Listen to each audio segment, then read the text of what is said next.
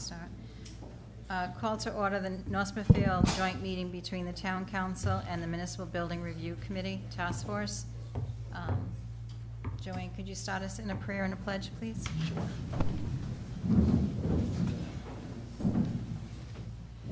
Thank you for bringing us together today in a spirit of generosity. May we honor one another by keeping an open mind. May we voice our truth and listen with an open heart. May we discern your will to unite in fruitful outcome. I pledge allegiance to the flag of the United States of America, and to the republic for which it stands, one nation, under God, indivisible, with liberty and justice for all. Roll call, please. Mr. Bjerregaard? Here. Ms. Hamilton? Here. Mrs. O'Hara? Here. Mr. Ogier? Here. Ms. Alves? Here. North Smithfield Municipal Building Task Force called to order at 6:32 p.m. Roll call, Paul Nordstrom. Terry Bartamioli. Here. And the chair is here. There are two more members. I do anticipate they'll be here shortly. They both had an issue. They told me they would be here a little bit later. Good evening, Madam President, members of the council, residents who have taken the time to be here tonight. Let me begin by introducing the members of the Municipal Building Review Task Force. As I said, two of them are not here, but on my left, your right, is Paul Nordstrom, and then Terry Bartamioli, and John Perry and David Chamberlain are also members of this committee, and my name is Paul Vadney. Let me recap by how we got to this point.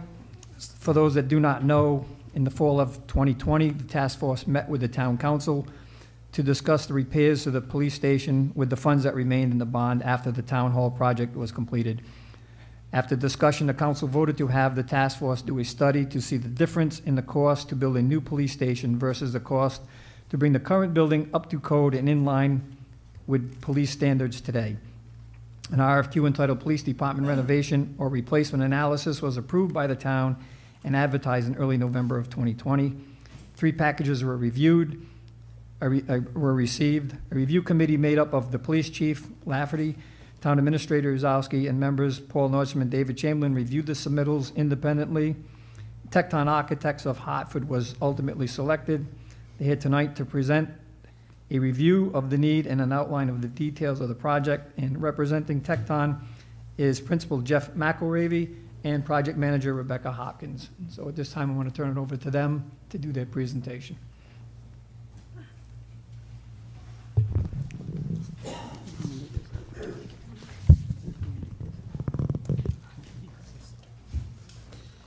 Good evening. I'm controlling the presentation from here, so I'm going to remain seated over here, but if you have any issues, I can move to the other side of the room.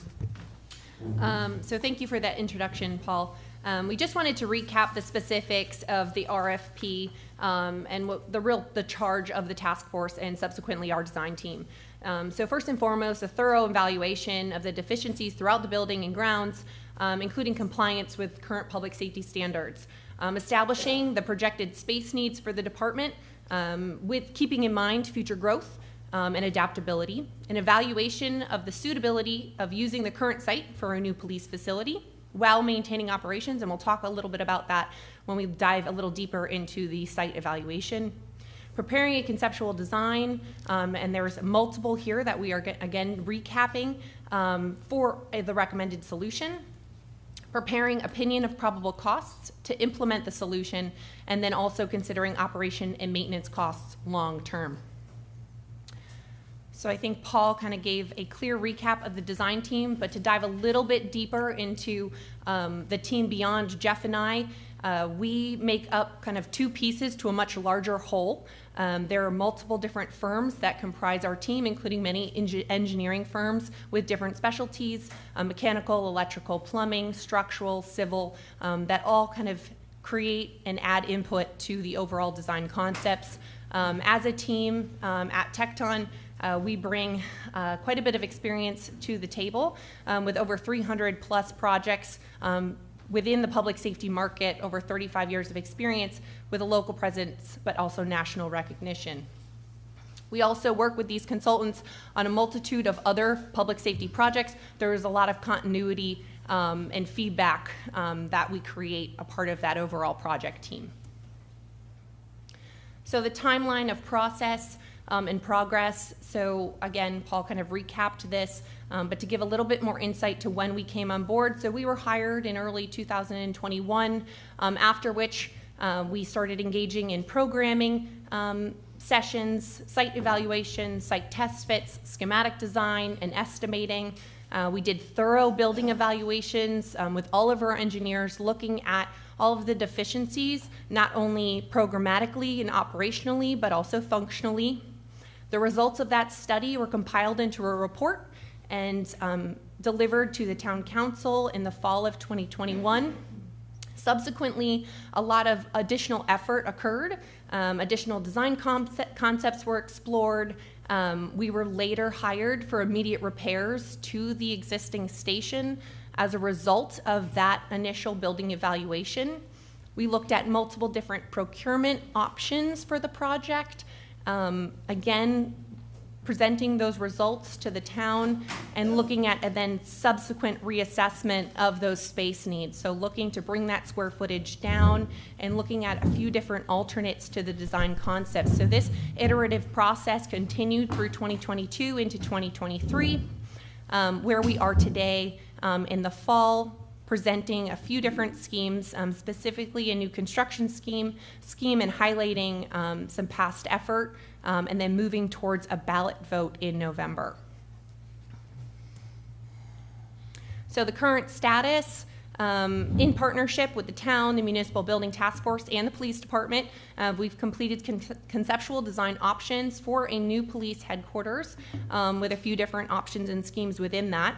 Assessing those existing conditions, defining the project goals, determining not only the space needs for the building, but also the site, as well as exploring different site opportunities. We studied multiple different design options, including new construction and addition renovation, comparing those solutions to neighboring communities, looking at long-term operational costs, and then packaging all of that for estimation by a third-party estimator to get a sense of what that would cost in today's market. So to recap the existing conditions, and again, this full report is quite lengthy, so we're going to try to brush the surface here to give everyone a sense of what was found and how the need for some type of new facility was established. So there were a few things that we came across, again, really focusing on operationally driven deficiencies, whether they be in conflict with current public safety standards, security measures, or just functional building deficiencies. So a few things to note. There were immediate repairs looking at functional deficiencies relative to the building envelope, water damage. Those were kind of addressed separately within the report, but we also focused on access. There's a lot of different levels within the existing station. So we look at the officer kind of pathway through the facility and ensuring that it is safe for them to operate. A few things that we observed during our evaluation was there are hallways that have ramps that are not currently to code. We are looking at how that officer is transporting a detainee from his vehicle into the station and then safely performing that custodial responsibility of detaining them safely and what that entire workflow looks like. We look at storage needs and all of the different spatial requirements, in addition to how is the space actually functioning, how are the systems performing, what does the structure look like, etc.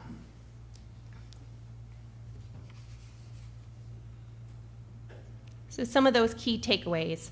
Programmatic separation, again, looking at adjacencies and workflow. How do all of those spaces interact? How are the security, how is the building security and site security performing as the public enter the site, as an officer enters the site, and how are those different zones interacting?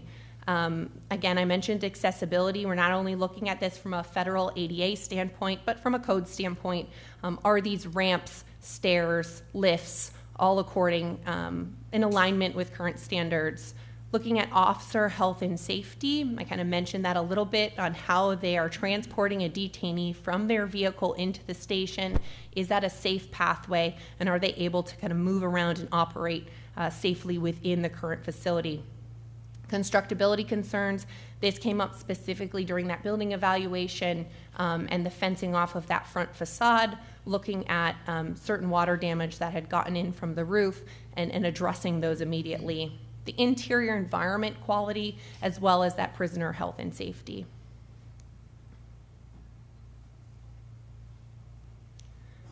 So really coming to the conclusion that the building had many deficiencies. We really wanted to establish what are the goals of the overall project, regardless of whether it be a renovation addition or a new construction solution.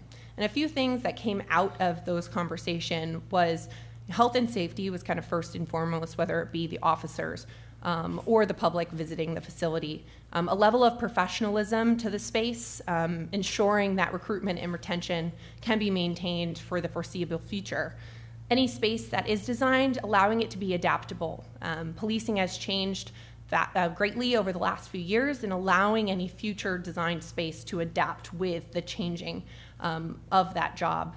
Community engagement was an important piece, talking about how someone from the public would visit the station, what that experience would be, and how we're treating a visitor or a witness compared to someone who might be being detained, and looking at shared civic amenities as a part of that community engagement. We also look at operational efficiency and accreditation, and that was kind of some important goals to keep in mind, as well as officer training as we kind of looked at all of the different space needs. Again, the hope here was to identify these key values and these key goals to ensure that the pieces and components of the building program aligned with that. So constantly cross-checking these values and these goals with the space needs to ensure that there was an optimal alignment, and that kind of resulted in that best return on investment. And if there were spaces that seemed that they were a little bit off of these specific objectives, kind of reassessing and realigning those space needs specifically to these goals. So what did that result in? The space needs defined has changed because it, again, has gone through multiple iterations. Initial interviews and sitting down with the department, we go through every single space, operation, and workflow and begin to define what those spaces specifically entail. And that gets down to file cabinet needs and storage needs, workspace needs, that all kind of informs this document, and it allows us to generate a footprint for each space and a resulting square footage for each space that is then totaled into a final solution. Those initial interviews resulted in a space needs of about 21,680 square feet. Design solutions were eventually created from that space needs, but it eventually changed as we kind of went through the process. It was eventually revised and reduced, looking at, okay, are there opportunities to overlap some functionality? Are there opportunities to potentially separate some of those space needs from the main facility? So the second iteration of that program resulted in a total square footage of 17,965 square feet. And this was the first point where we began to pull some of the garage storage needs out of the main facility and into a storage outbuilding. And there was a few different driving factors behind that, but one was a cost-driven factor. A main facility or a public safety facility is considered an essential facility for emergency response, and as a result requires a certain level of code compliance and resiliency. Not all spaces within the program require that same resiliency. They do not have to operate in the worst conditions. So by pulling some of those storage requirements out of the main facility, we reduced the cost per square foot for those components. So this was a cost efficiency effort, and that kind of really materialized and continued through multiple iterations beyond that. After the 17,965 square foot solution, we again revised the space needs, kind of continuing to look for overlap and efficiency, and that resulted in a space needs of 14,830 square feet, with a main facility of around 13,600 square feet, and that outbuilding remaining on site.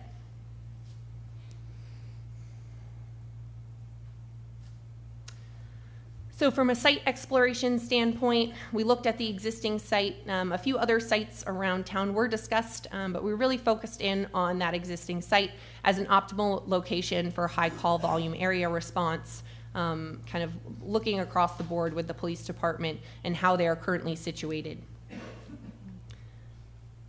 We analyzed some of the opportunities and challenges on site, given the current existing buildings positioning and ensuring that we could maintain operations throughout any of those ultimate solutions.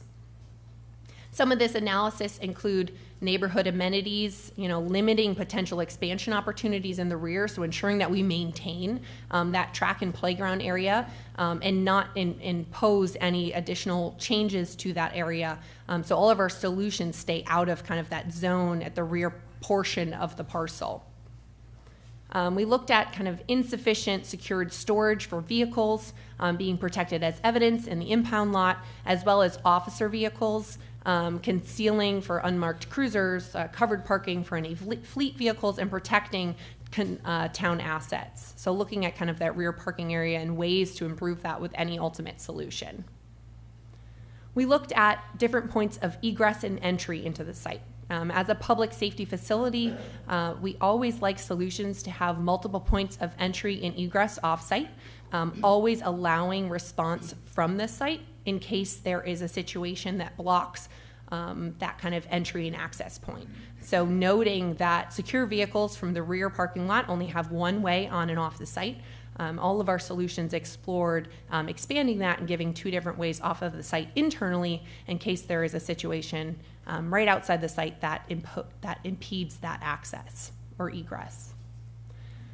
So lack of support for prisoner processing spaces and designated areas for prisoner release. So I kind of mentioned that a little bit in the building evaluation. How does the officer come in his cruiser, remove the detainee from the vehicle, and enter the facility safely? The current facility does not have any type of sally port or garage space, so you cannot enter into a secure area and then come out of your vehicle. You are in the rear parking lot when you exit your vehicle, and you are bringing that detainee into the rear of the building, down a ramp or stairs into a corridor space where that holding facility is, right off of that main walkway. So looking at sight sound separation within the facility, but also that entire flow of what that looks like as the officer enters the site. And also path to the main entry of the building. Again, we're thinking about kind of three different groups operating on site: the officers, the public, and the detainees. That kind of translates into the interior of the space and into the interior of the building, but we think about it from the street. So how is someone from the public coming to this facility, entering, parking, and approaching that front door, as well as the officers' circulation and the detainee circulation, whether it be release or entry.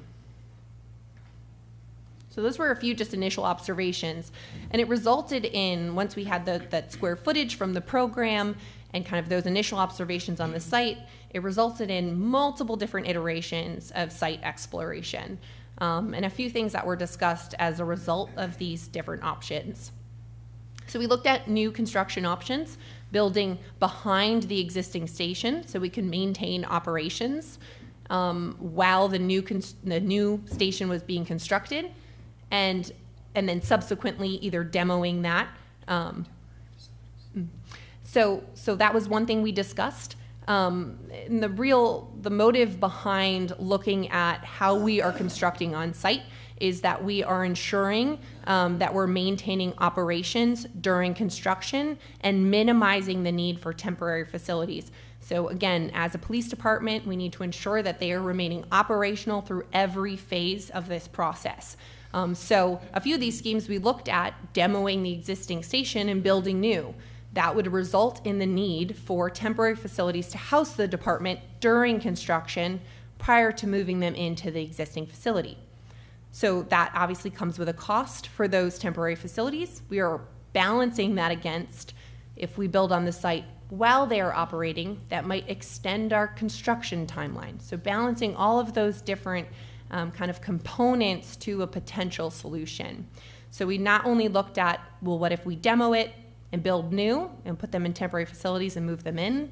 We looked at Let's allow them to maintain operations on site in their existing facility, build new behind the station, move them into the new, and then subsequently demo. And we also looked at renovating and adding on to the existing station, which would also require those temporary facilities, but wouldn't require the demolition of the existing station. So kind of looking at that from multiple different viewpoints and multiple different configurations, and kind of what ultimately resulted in the best outcome.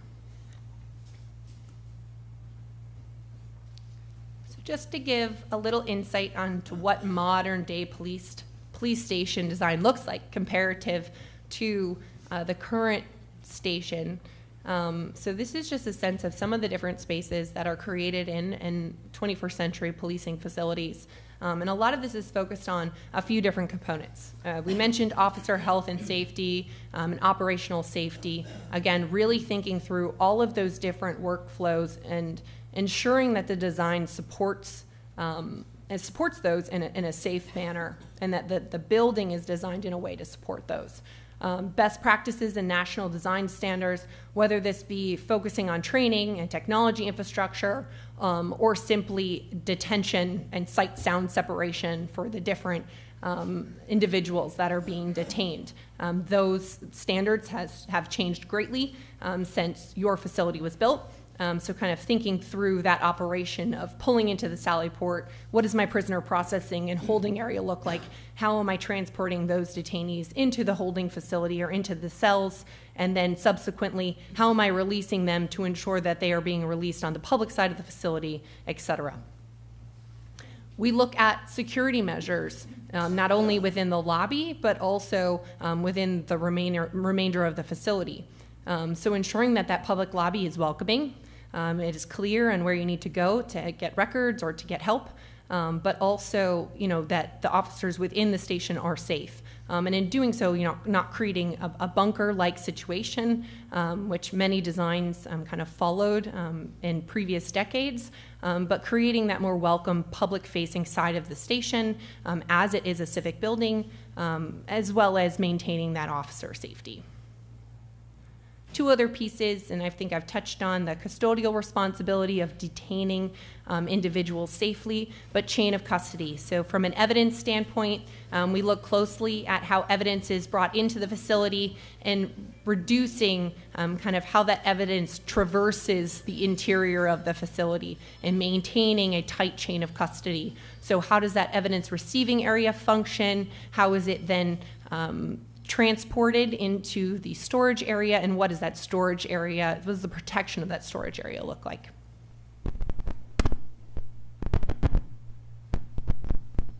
So a few of the design options explored. So these were a few initial concepts. Again, we looked at multiple different square footage schemes. I touched on that a little bit during the programming session. So that first scheme was around that 21,680 square feet. It was a 2-story solution. We looked at this as an addition renovation, as a new construction, both of which were again trying to reduce that temporary facility need and minimize the overall cost of construction while maintaining those operations on site. We looked at a few different schemes at that mid square footage range at that 16,700 square feet, and then subsequently looked at a scheme that was at 13,600 square feet, single story. So we did do some studies on whether a 2-story or a single story was more efficient, what were the cost differences between more envelope versus stairs and elevator. So kind of ultimately looking at many different configurations of the overall building design. And this just gives a sense of kind of what those different solutions looked like. Again, one of the solutions that we explored was an addition renovation. So we wanted to highlight some of the observations during that exercise and kind of what that solution ultimately became. So a few initial observations, and in both schemes we're going to do something similar for the new construction, is we look at pros and cons. This really informs the process as we continue through each design phase. But initially we always kind of look at it sideways for areas that we can improve or things that one solution does better than another. So a positive here was we can reuse an asset. We are reducing waste, but it would require significant envelope restoration and repair. We still found, even with multiple different addition schemes, is that there were challenges with internal levels and circulation and access. I mentioned in that original building evaluations, there's a lot of different ramps and stairs and levels within the existing station due to the Bushy's School original construction, additions being added to that, and all of those different floor levels not being at the exact same height. So how do we accommodate that while ensuring those safe pathways through the station and those proper programmatic adjacencies between departments? One thing with maintaining the existing station is that it resulted in a one-way off the site. We only could have a one-way in off of Smithfield Road, which resulted in all officer circulation coming off of Merrimack Street. So it really didn't solve that two ways off of the site. It didn't allow us to exit off of Smithfield Road. In an emergency, the officers could go up that one way or into the public parking lot, but it ideally did not solve for that two ways off of the site. It also resulted in isolated dispatch areas, and the spatial adjacency challenges kind of remained, again, working with all of those different levels and within that existing footprint. It does also require temporary facilities during construction, so something we kind of weighed against an extended construction timeline if we were to work on site with a new construction scheme. So diving a little deeper, and this just kind of gives you a sense, I'm not going to go room by room through this solution, but the main facility, ultimately the total square footage was around 23,350 square feet for this scheme. One thing to keep in mind that we find, whether we are renovating and adding on to an existing asset or we are building new, when you're working within the constraints of an existing building, it does typically result in a slightly higher square footage solution because you're kind of working within that existing framework. You have less freedom to place each component exactly where you want them to go. You're kind of trying to reutilize as much of that asset as possible, and that sometimes results in a slightly higher square footage solution. But really, we were looking at two additions, one in the upper right-hand corner and one in the lower left-hand corner. And our thought was, if we can build a new addition for the dispatch, which has a high level of infrastructure and technology, that would be easier to build as new, as well as the detention and garage space as a new space. That would really optimize those additions, and then we could reutilize the existing facility for more of those patrol, investigative, administrative type spaces. So this gives you an idea of that first floor plan. And the upper floor plan, again, those additions were single story. And then the upper floor plan would be the renovation of that existing square footprint. This was a conceptualized rendering of what that facility could look like. One thing to keep in mind with all of these renderings is these are conceptual design. I'm going to talk a little bit later on what next steps could be. We have multiple different design phases that as a design team we would go through. This is kind of that initial design phase. There would be a lot of design and detailing and engineering that would occur in phases after this or subsequent to these phases. And it's just something to keep in mind. These are visualizations. The exterior design could change and would change as the building detail was enhanced and the entire design package was refined as we moved closer to a bid package. But these are a few just conceptualized renderings to give a sense of what materials we were considering and how we can clearly denote that public entry and kind of allow for those additions to seamlessly kind of flow with the existing facility design. So the current solution, or the most recent solution that we looked at, was a single story, new construction at 13,600 square feet, located again on site. This was that site plan design. So again, the new police headquarters was a single story, immediately south of the existing facility. That red dashed area is the existing station current footprint. So this would be a multi-phased construction solution that, again, as a new construction, it is, fully best practices compliant. Again, you have more freedom to kind of move all of those pieces around. It did result on 2 ways on and off the site. A more efficient envelope, because again, we're not working with that existing construction of the exterior building. Operations could continue during construction, so we would eliminate the need for temporary facilities. There was a more clear path to the main entry, given that we could kind of reposition that front parking lot to be immediately adjacent, so the public would enter, park, and then you could kind of see through the architectural design where that main entry point was, and not be parking on the side of the building. So we felt that that was a little bit more successful in this solution. Again, optimal space adjacencies. A few things that we also noted is that from a logistics standpoint, during construction, it would be a little bit more of a tight site. It would require temporary off-site parking for the officers as we'd be building in their current parking lot. So things to consider on, construction timeline and how that might impact the overall project cost. And then there also, again, might be additional construction time for the demolition and site work and the phasing of all of those different pieces occurring on site. But overall, you would come and enter the facility right off of Smithfield Road into a public parking lot. The new facility would be directly ahead. The officers would have a secure fenced-in lot kind of straight ahead, and they would enter that. And in the rear, you would have that storage outbuilding, the impound lot. The cell tower would kind of all be positioned in that back corner.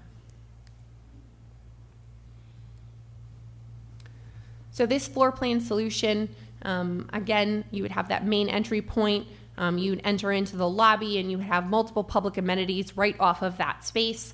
Your dispatch window and records window would be immediately adjacent, so you could be serviced right from that area. You'd have a public interview room and multiple toilet facilities, again, right off of that space, as well as a training area just south of that. You can kind of see that door off to the right side of the plan, entering in just straight ahead from that vestibule.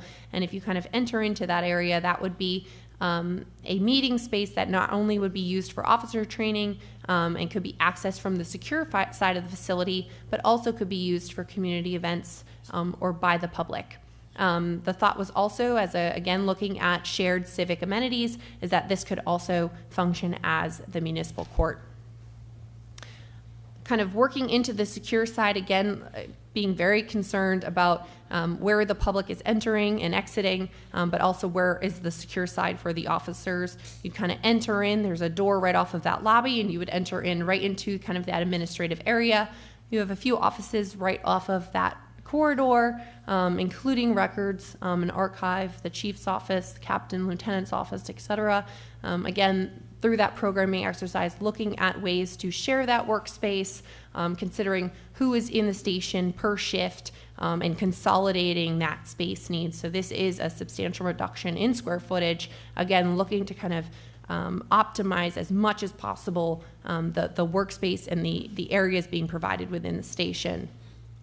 Coming down that hallway, you have spaces such as fitness, the armory, weapons cleaning, and really a lot of your investigative support areas, and office spaces off to that side. And then kind of curling down to that lower corridor, you have many of your patrol functions. Again, looking at how those patrol officers are coming into the station, locating their spaces adjacent to that entry, ensuring that they are all proximate so that they can get back out onto the road. And you can kind of see the sally port tucked into lower right, which is subsequently adjacent to that prisoner processing and detention area. So this just gives us an aerial view of this solution. So that existing station is kind of highlighted in red there. The new construction would occur while that remains operational. Once it is complete, that station would be removed and the rest of the site design would be completed. Again, here is a conceptual rendering of this solution. So this is kind of from Merrimack Street. as you were to enter from Smithfield Road, what would that main entry look like potentially? We talked about multiple different exterior materials to send to our estimator. One thing that we talked extensively about was brick versus a siding, clapboard siding, and the intrinsic ballistic value and protection that brick brings. We talk about durability and low maintenance, not only from the exterior site design, exterior material selection. We take that all the way into the interior of the facility, ensuring that all of the the finishes are conscious of the fact that there are officers functioning in and out of the building. Could be a little bit more tough on some of those finishes, ensuring that they are durable, easy to clean, and will last the life of the facility like this. Here's another view from Smithfield Road, kind of further up as you would approach from that public entry drive. Again, highlighting that public entry point with some signage and those public amenities right at the front. We did look at kind of flat roofs versus pitched roofs in all of these schemes and the cost savings and maintenance required for each different solution. And then I imagine that is something that the task force would continue to consider with any solution moving forward. In this case, this was a pitched roof solution. It was actually more cost effective. If you noticed in the aerial, it did have a flat portion in the middle, kind of that roof volume, which would allow for rooftop equipment to be shielded from view, but also kind of gave us that flat roof area could allow for solar panels or other sustainable solutions in the future as well. So, opinion of total project costs for this solution.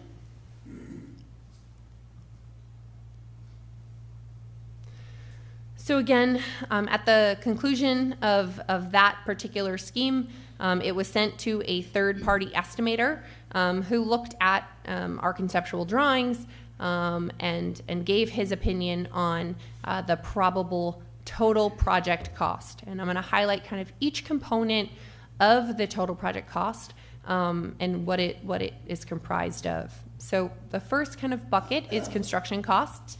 That new single-story headquarters solution at 13,600 square feet would be a total of $14.5 million thereabouts, and then the new outbuilding, which is around 1,200 square feet, would be about $280,000.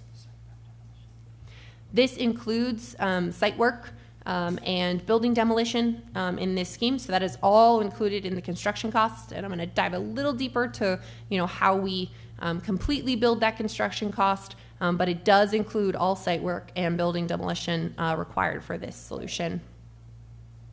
The project development and equipment costs, something we call kind of soft costs. It is everything required to bring a project to fruition. So again, these are kind of your design fees and testing fees, furniture, equipment, fixtures. It really allows for that full design concept to come to life and successfully deliver a project.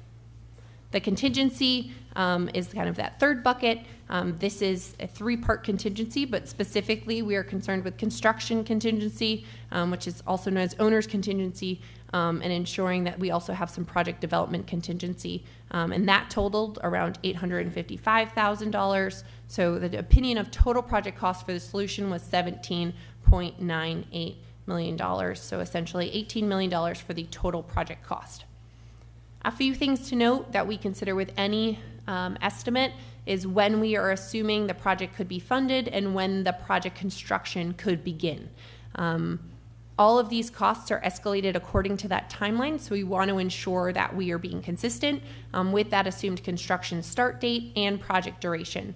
So in this case, this assumed a construction start about a year from now in the fall of 2024 with a project duration of around 16 months. So we can dive a little bit more into detail of what each of those buckets include. So the construction cost, that is the number you would receive on bid day. That's the number you'd get from your general contractor in this case. These costs include the brick and mortar of the building, kind of that hard construction cost. It includes site costs, demolition costs, anything required to ultimately build the exterior and interior, the building systems of that design. It does also include escalation to the midpoint of construction and takes into consideration current prevailing wage rates as a public bid project. So why the costs are escalated to the midpoint of construction is that is what your bidders would do. So if the project is bid in the late summer, early fall of next year, any bidder on that project is going to escalate their costs out to when they feel they're going to purchase those materials, which typically is to that midpoint of construction. So we don't want to estimate the cost of this project today. We want to estimate that project cost when it would actually be bid. So escalating those costs out is really important as a part of that construction cost component for the project estimate.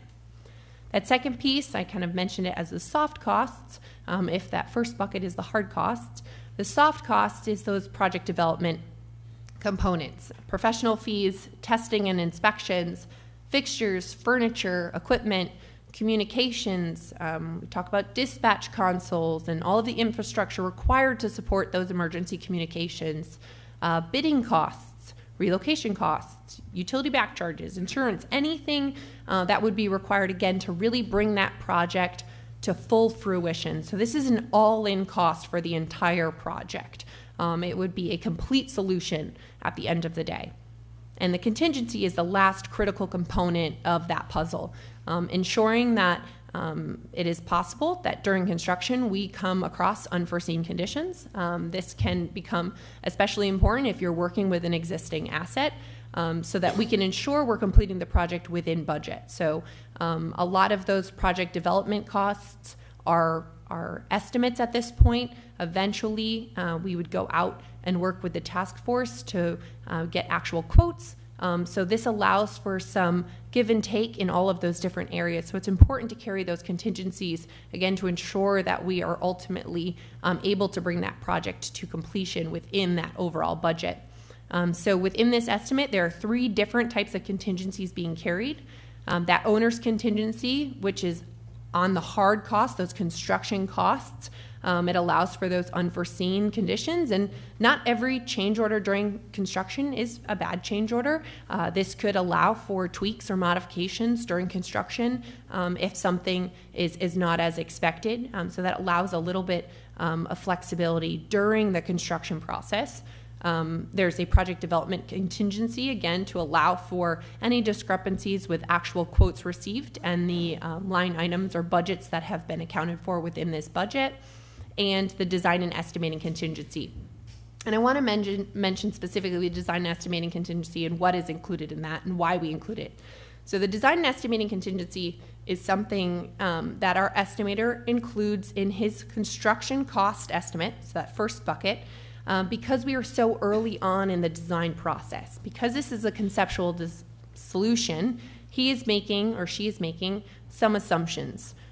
We do use the same construction cost estimators, so they are very familiar with our ultimate project solutions. So they do have that knowledge. But this, there is not a lot of documentation included in producing these estimates. As we go through the different phases of design, we build in detail. The package we send to the estimator for a conceptual design phase is a few sheets. You're talking 10, 15 sheets.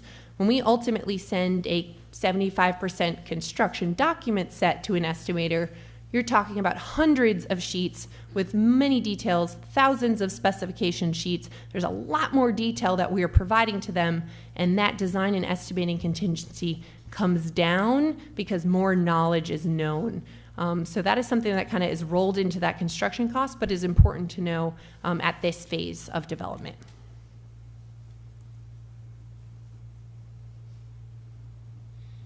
So what does this mean?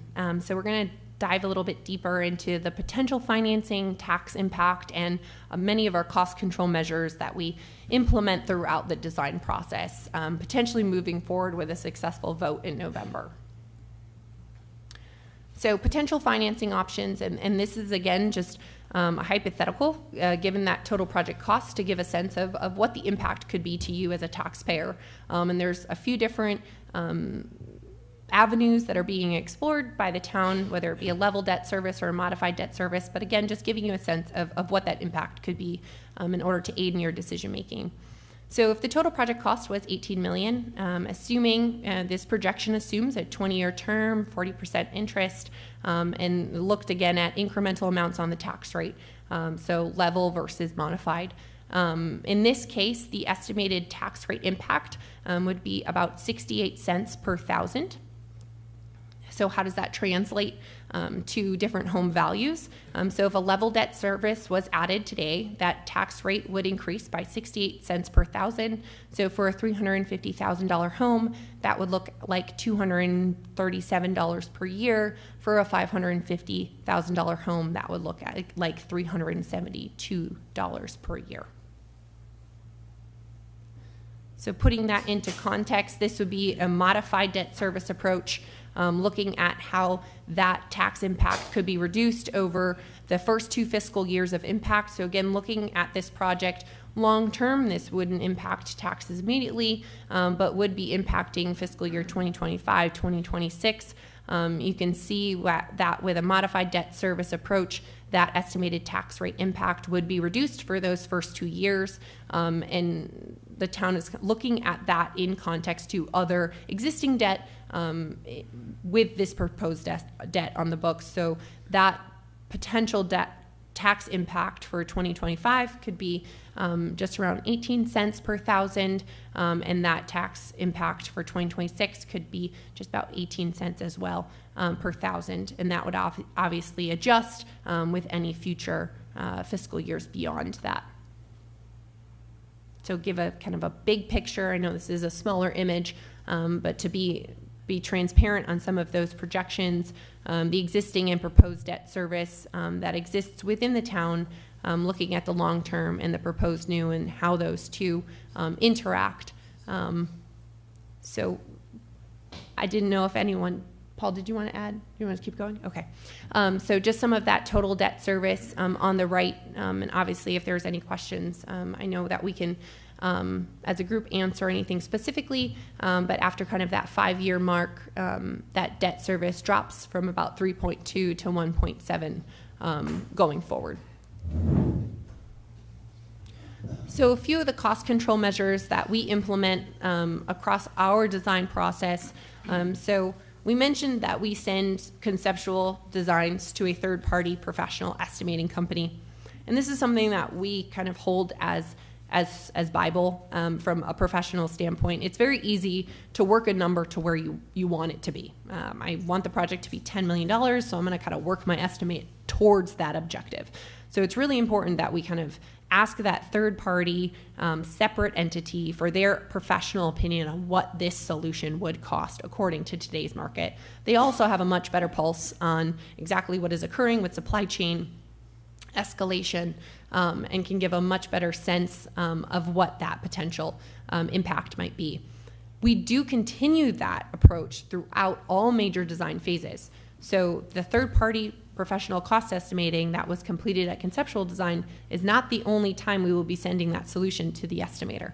We do that at every major design phase, at the conclusion of schematic design, design development, and construction documentation, to ensure we are constantly checking back and making sure that the solution is in alignment with that budget.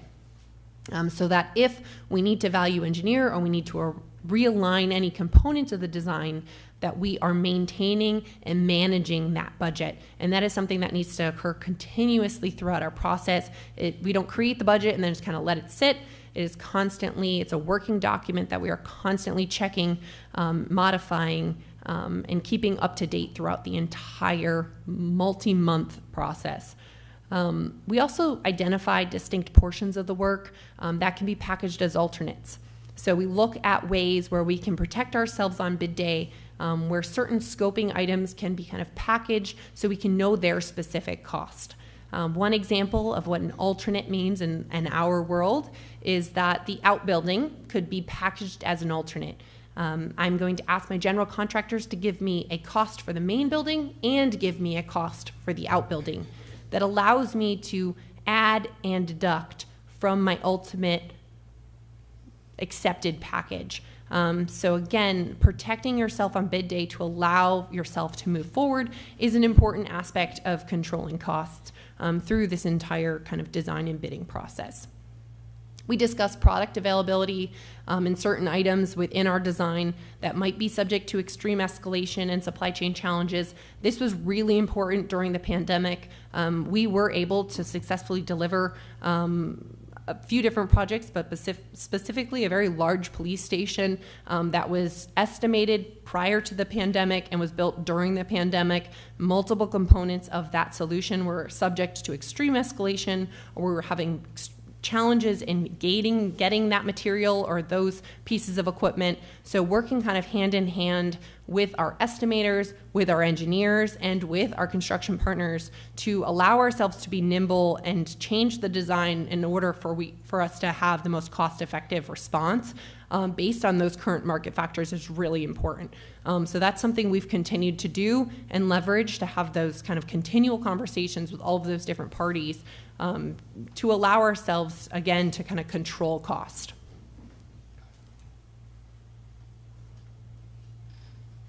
So what might this look like moving forward? So potential next steps. So the completion of the study has been accomplished. We are currently undertaking a few different public forums, this being the first. There are two subsequent to this on October 2nd and October 20th. Moving forward through kind of the month of September and October, the request for full project funding via the ballot vote would occur in November, and then we would be prepared to begin those subsequent design phases moving forward with an ultimate solution. So the design development phase we are currently proposing would take about 3 months. Again, that value engineering and cost estimation is kind of continual throughout that process. You can kind of see those happening during each design phase and at the conclusion of each design phase. So design development would, according to this project timeline, conclude around February of 2024. We would then begin construction documentation in March, wrapping that up in June of 2024, and bidding over those summer months with a construction start anticipated for next fall.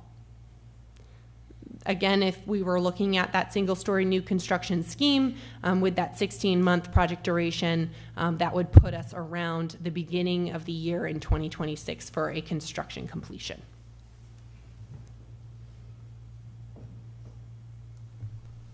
So that is all I have this evening, unless anyone else from the task force wants to add anything, but we're definitely open to questions and discussion.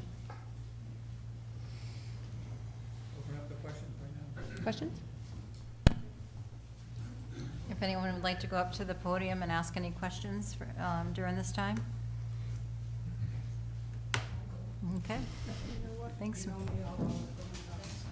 CJ, can we pull that?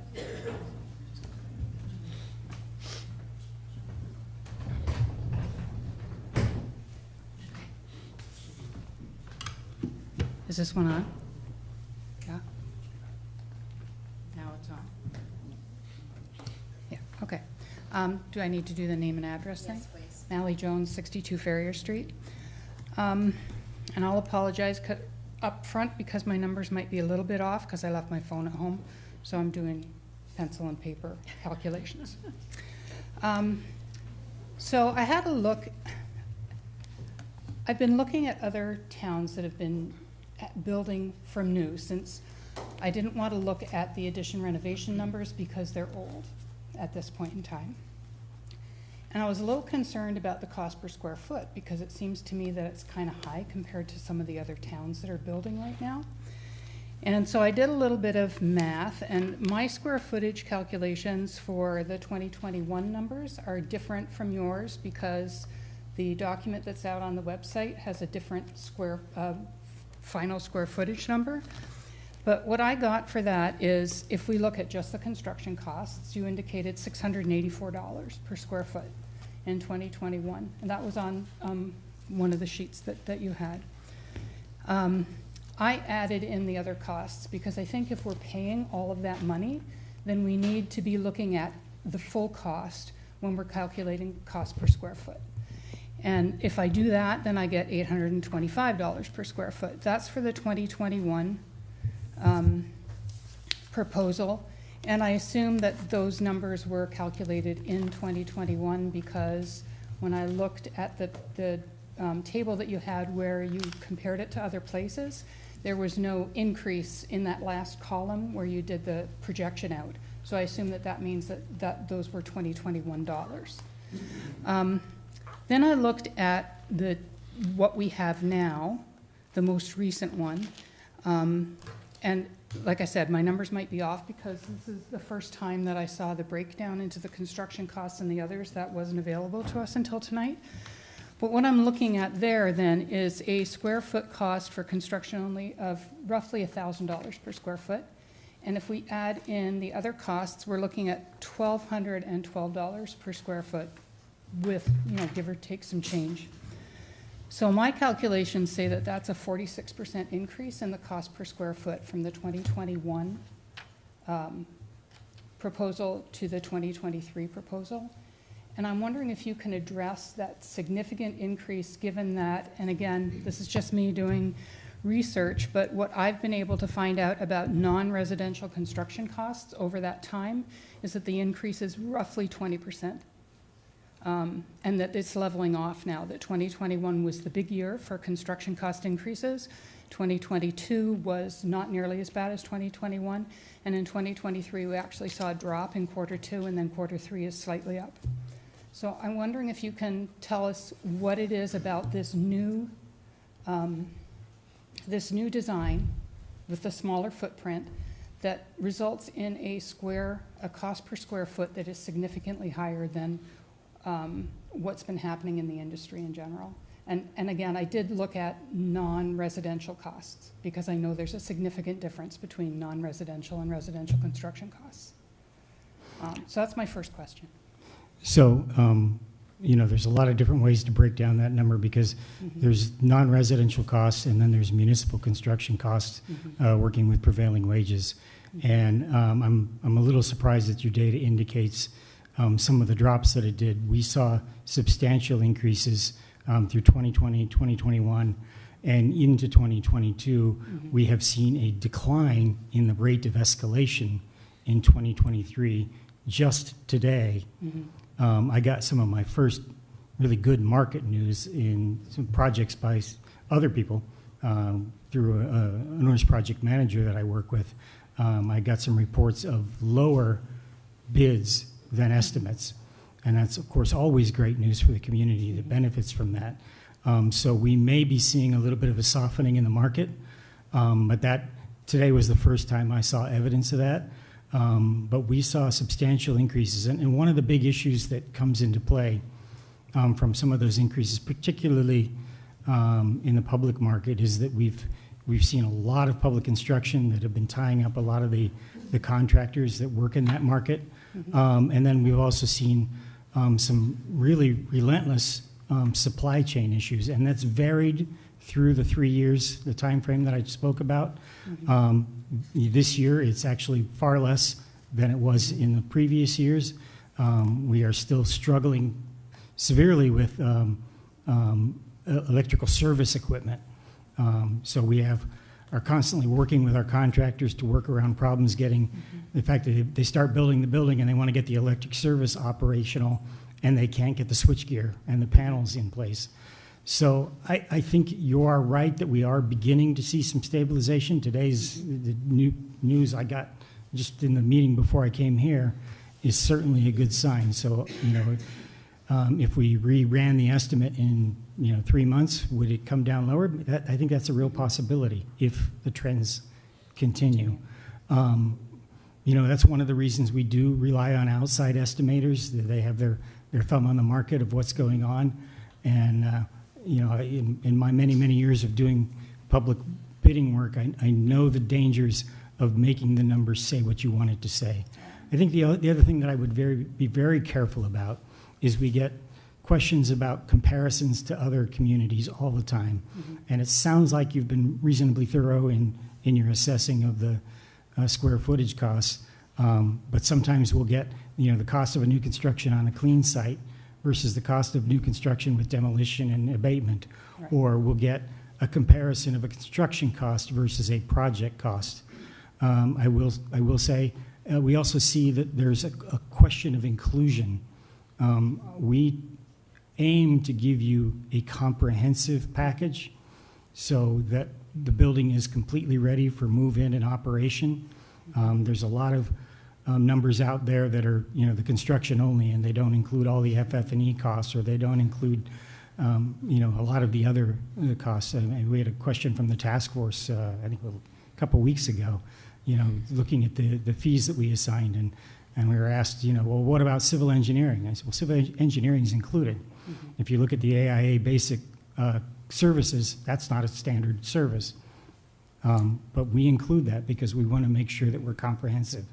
So, I think if you break all of those things down, if you're being fully comprehensive, and we are dealing with a very complicated site, with, new construction in tight quarters, which we've done plenty of times before, then demolition, and then another phase of site work. So we ended up with a long period of general conditions. Mm-hmm. General conditions are basically the costs of having the contractor on site.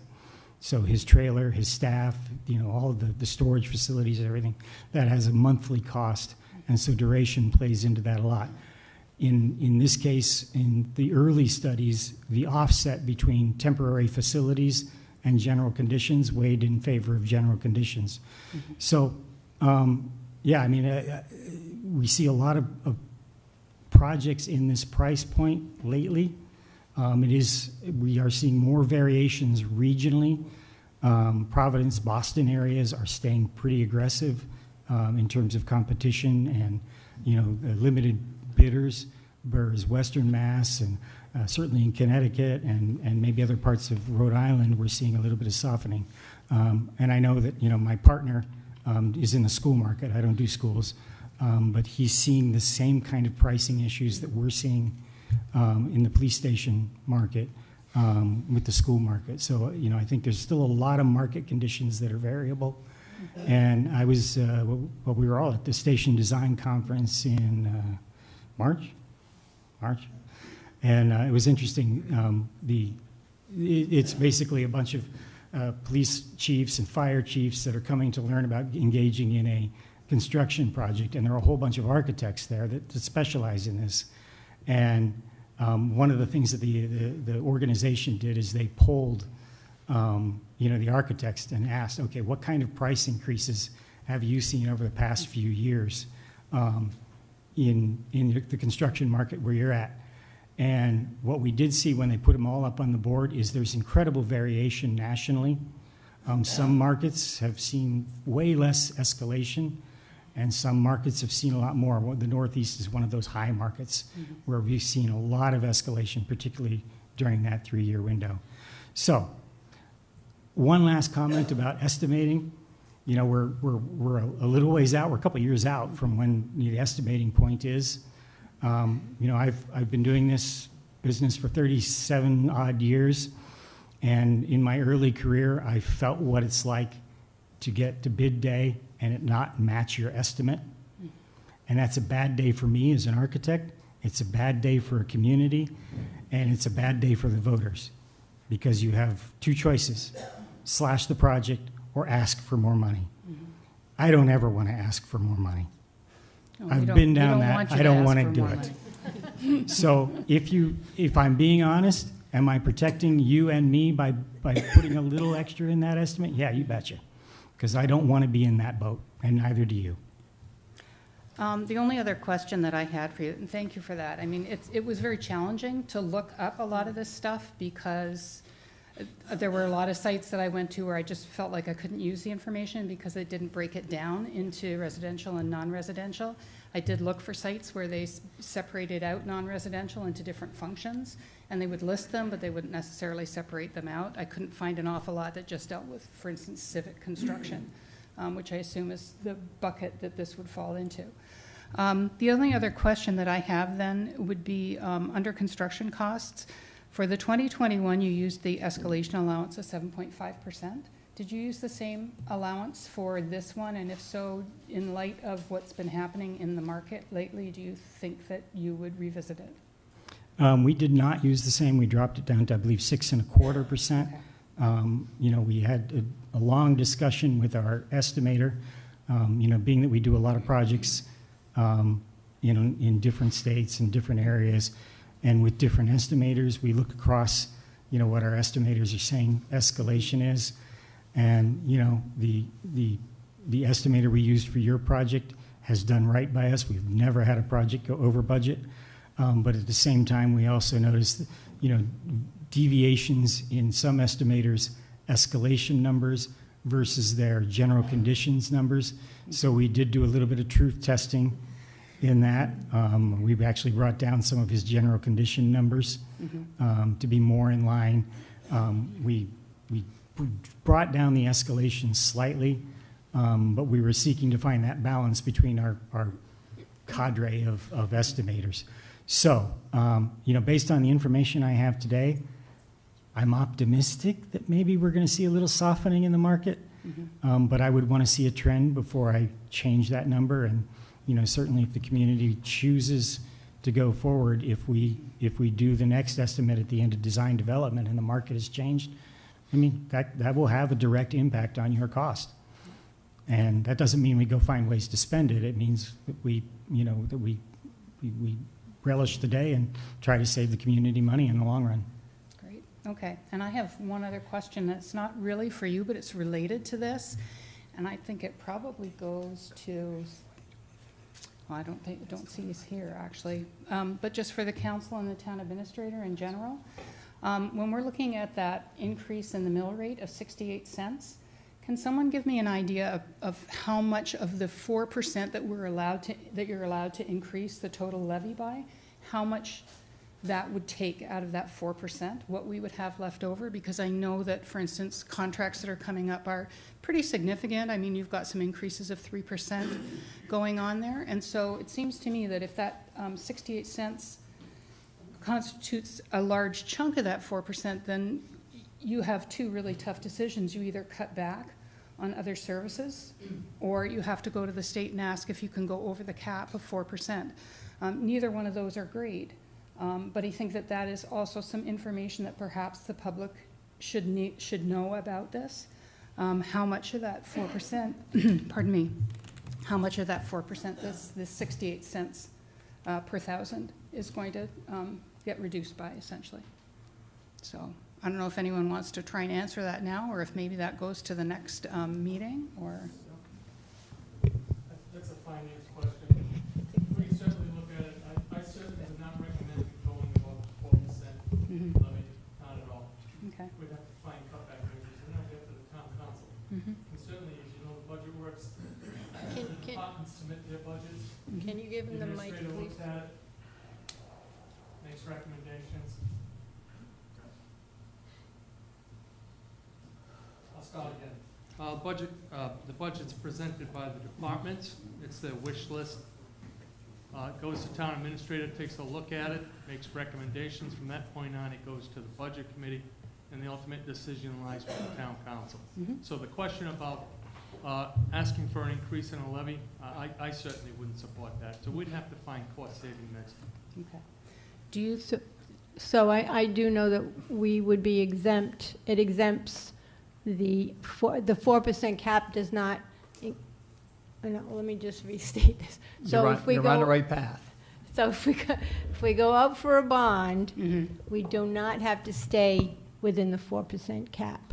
So it can go higher than that.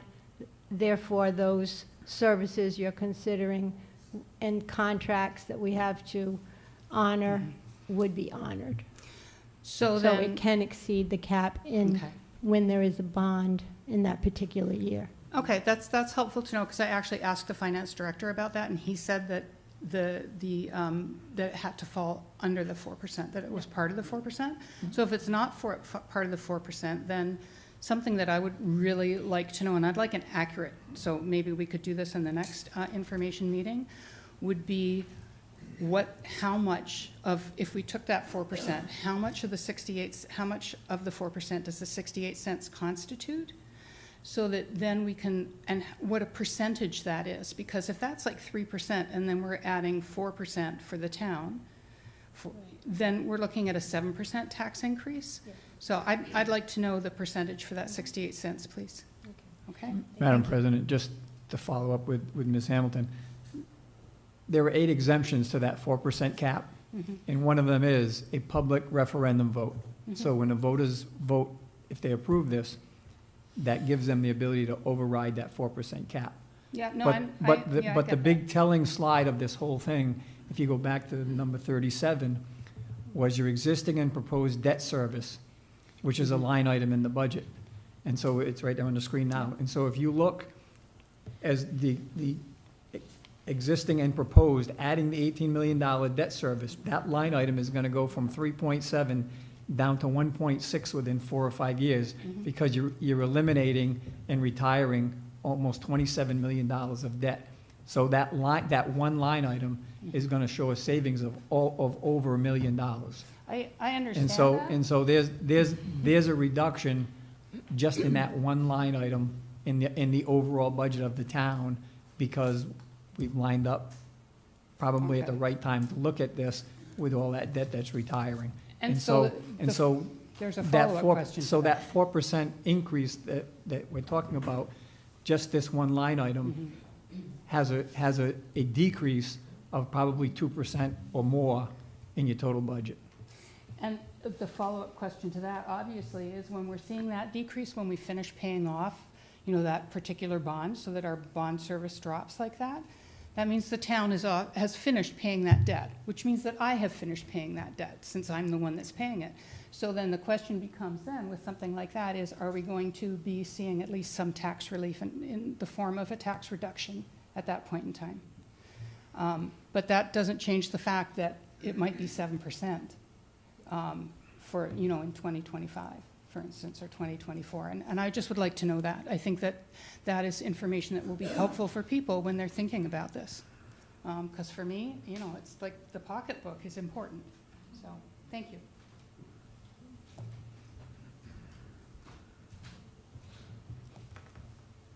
Would anybody else like to come up and ask any questions?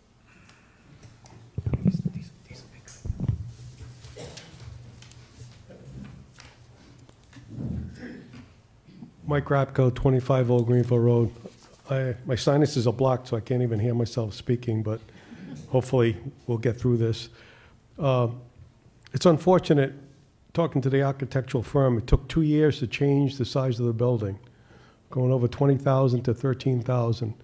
Did the firm ever propose to the town to start with the 13,000, or were they instructed to go to a 2-story building to go over 20,000? Because it's unfortunate, a couple of years ago, several residents and council members went to Bellingham and looked at a single-story building, which is what you're ending up with now, a small footprint that fits. We wasted 2 years with the cost of doing business, cost of inflation, and not focusing on 13,000 to begin with. I don't know why this delay of going over 20 down to 13. That's one issue. The other issue is the building itself.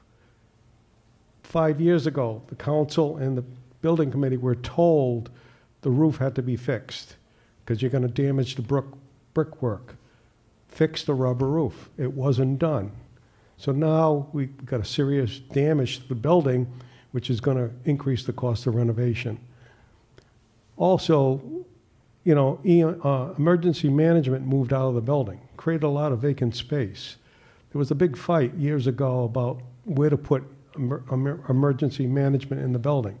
That's gone now because they moved into this building.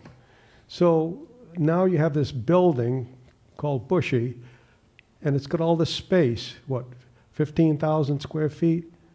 And now you were told, I don't know who made that recommendation, when you use the word renovation, it's kind of misleading because you added buildings to that renovation.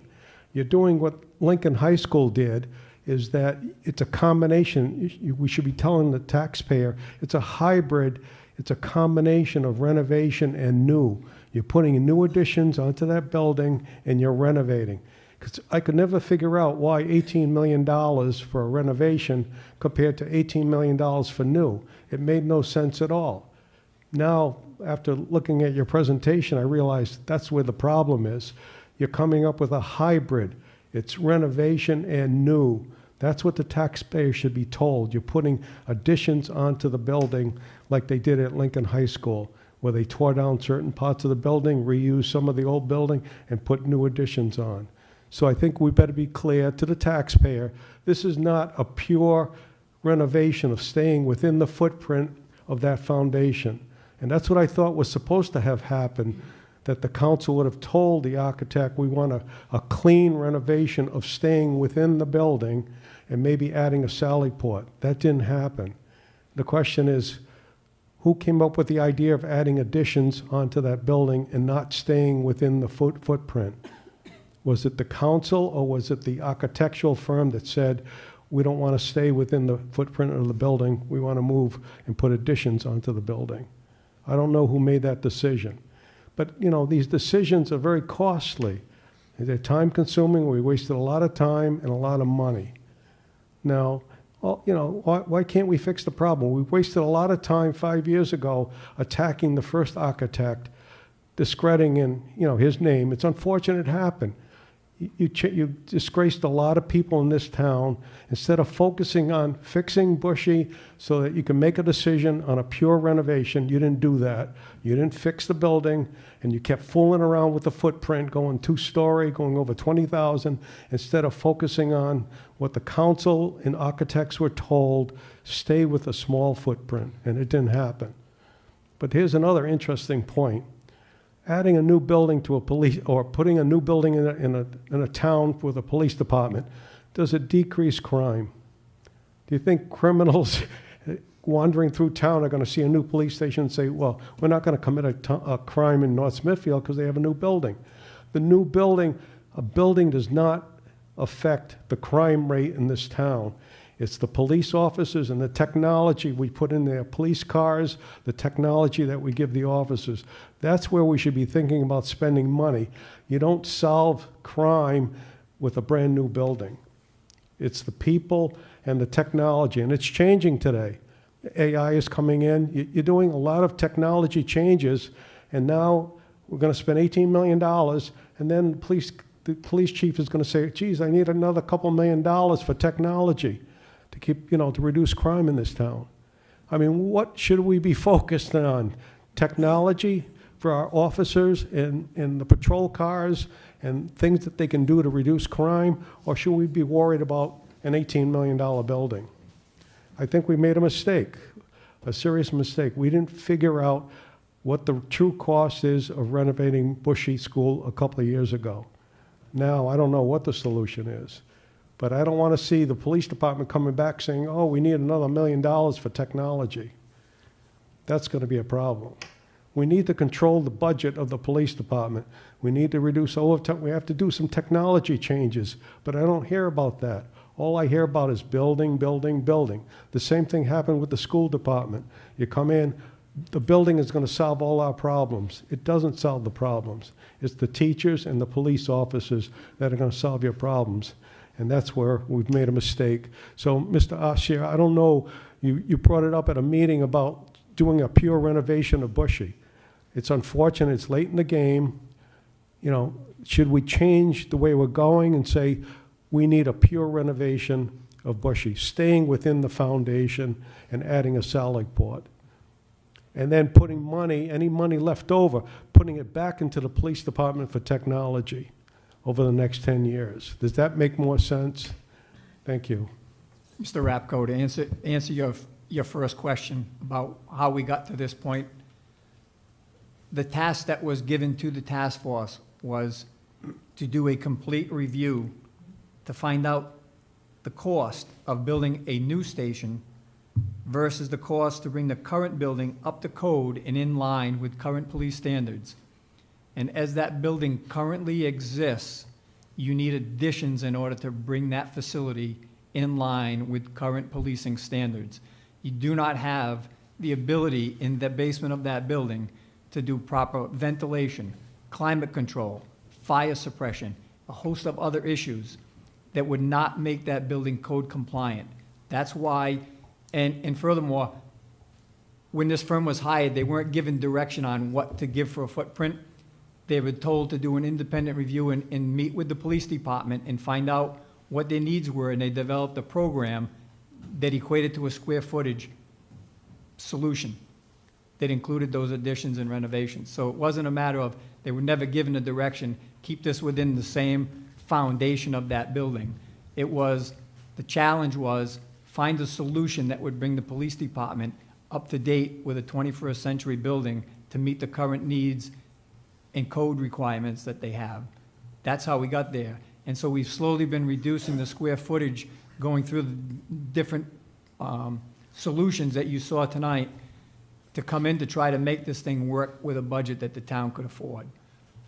That's how we got there. But it wasn't a matter of, the task was not, it wasn't the architects that said, oh, let's build this bigger building. That came about by doing a program study. But why didn't you listen a couple of years ago to Bellingham when they put in a small footprint, single-story building? Why did you all of a sudden say, I want to go to a two-story building with a large footprint? We didn't. That was a solution that came about when they did the program study. That's what I just explained. But The didn't you? program study of what the chief said he needed based on number of personnel he has, the number of calls that they receive, a host of other issues. They did a program study that said they need so many square feet for this, so many square feet for that. It wasn't me. I'm not trying to, and I'm not going to No, throw I'm them not under the bringing bus. that up. So But they did a review in a program study, and the program study related to a number of square feet. Every police chief, every superintendent has their own ideas. The previous police chief agreed with the first architect to live with the existing building. All of a sudden, once the police chief retired, replaced, now it's a whole new ballgame. So it sounds like every time you change, whether it's a superintendent or a police chief, now there's a whole new set of demands. And that changes the whole framework, and it delays everything. So we agreed, 5, 6, 7 years ago, stay within Bushy, you can live with the footprint. Everything was working out. All of a sudden now it changes. You have a new police chief says, no, this is what I want now. And all of a sudden, it's all changed, more money on the table. And I mean, that's the way we're gonna do business. Every time the superintendent says, I'm gonna move, one superintendent says, I'm gonna move in this building, and then the new one says, no, I don't wanna move in the building. I'm gonna stay at the middle school. I mean, that's the way we're gonna run the budget for this town. We're just gonna keep listening to, as we change police chiefs and superintendents, that's gonna affect how we manage this town. That's where the problem is. So I think we gotta tell the taxpayer, this is not a renovation. This is a hybrid combination of new and renovation. And the focus is on the new portion of the building additions and not the Bushy. That's what the issue is. So we're going with a brand-new building versus a hybrid to make it look like a new building. Explain that to the taxpayer. So if I may, there's a process that any architectural firm goes through when you sit down to talk about program. And it's not unusual that you look at all of the possibilities and you identify, from the department's perspective, all of the things that they would really love to have. Every single police station I've done in 37 years goes through that process. And then some point along the way, you put the first number on it, and everybody goes, huh. And then we start making decisions. We start looking at opportunities for sharing. We start making decisions for compromise. I'm not saying that the original request was wrong, but the question is it in the capacity of the community to support? The process that you went through, in my humble opinion, is appropriate and reasonable. You put out your first proposal, you have conversations about it. We've had lots of them here with this board, and we talk about what's affordable. And then we start making compromises. So your 20,000 square foot schemes were very much the part of that initial dialogue. At the end of the day, the community said, no, this is beyond affordable. And so compromises were made. And unfortunately, this all happened in a very aggressive, escalationary market. And so the market conditions did not work in anyone's favor. If we all had crystal balls, we'd be smarter for what's going to happen 3-4 years from now. But honestly, a lot of compromises were made to that program trying to get to the best value for the community, and the market hasn't helped us along the way. And just a comment about the addition renovation scheme. I'm pretty certain that I've called it addition renovation scheme all the time. And I just want to point out the addition renovation scheme, the pictures that were shown today were based upon a program that was developed a couple years ago. So if we took our 13,600 square foot program plus an outbuilding and applied it to the existing Bushy School as an addition renovation, which the council has retained as an option, then we might come up with a different solution for how it's used. I will tell you this, in my humble opinion, only 37 years of experience, it will still be an addition renovation scheme. Not because the square footage isn't enough. If I just look at the program square footage and compare it to the building square footage, right, done, right? Except that getting the garages, getting the sally port, getting appropriate prisoner areas, dealing with the multiple levels, they take up square footage. And so, although a new scheme based on that reduced program will not be a 20,000 or a 22,000 or whatever the number was square foot scheme, it will also not be a 13,600 square foot scheme. So, I mean, I think the council has retained the opportunity to ask us to explore that in a subsequent phase, and we could certainly do that. You know, I think that we'd have to see what the results are. What I do want to say about the condition of your existing building is, Rebecca pointed out early on in her presentation that there are certain facilities that are considered by the code, the building code, to be essential service facilities. And those facilities are required to meet a higher level of resiliency in case of emergency. And, you know, in my career, I've certainly seen challenges for police departments. I'm aware of departments that have had gunfire inside. And in a couple cases, I'm very pleased to say that the measures we took protected people. And I've also seen lots of stuff in the news about other incidences. So what I'm getting at is the building code tells us that these buildings need to be resilient. And the Bushy School was built at a time where that level of resiliency wasn't even contemplated. And so a full renovation of that building will require us to bring the building up into compliance with those new resiliency requirements. So, you know, if we were going to make that apartments or some other use, the renovation or the restoration cost would probably be less than making it into a police station. Those are things I can't put the numbers on because we have to go through that exercise to do, but they are realities that factor into this whole equation. And so should the council exercise the option to explore the renovation, those are things that we would look at. Oh, and one last thing, you know, I agree with you on the police buildings don't prevent crime or stop crime or change crime, but police buildings do have an impact on the officers.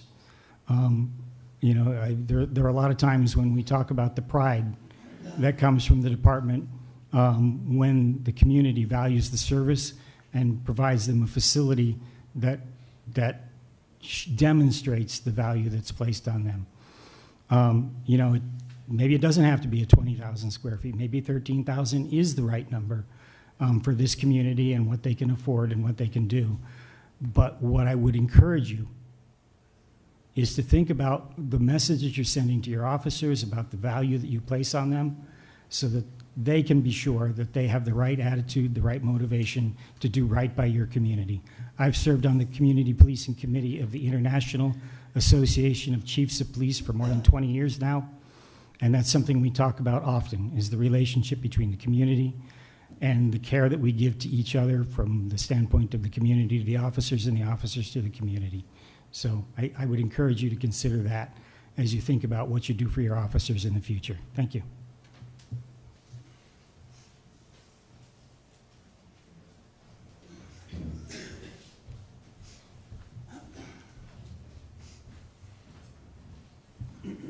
Stephen Byron, Providence Pike. Adding on to the comment he just made about a police station doesn't prevent crime, then in that sense, we should never build a fire station or buy a new fire truck, because that's not going to prevent fires. I have a question about the outbuilding. I'm assuming you said it was for storage. What type of storage is that outbuilding? So there'll be some traffic equipment. We may house a bulk evidence items. Sometimes you get something that's involved in a crime that's temporarily evidentiary. It could be a vehicle. It could be, I've seen ATM machines. I've seen canoes. There's some trailers that the department already has that they keep outside. Their life cycle will be increased if we can keep them out of the weather. And I will say that the department has been very specific with us that, they're looking for cold storage here. So, would there be records of that type of storage? No, records would be inside the facility. Because I was thinking of, I'm assuming that the footprint of the building would be on a slab and not a basement foundation type. That is correct. Because I was thinking if it was that type of storage, maybe it would be feasible to have one section of the building be a basement to do the storage and not have the need for but the explanation for having traffic equipment and that stuff makes sense. Thank you.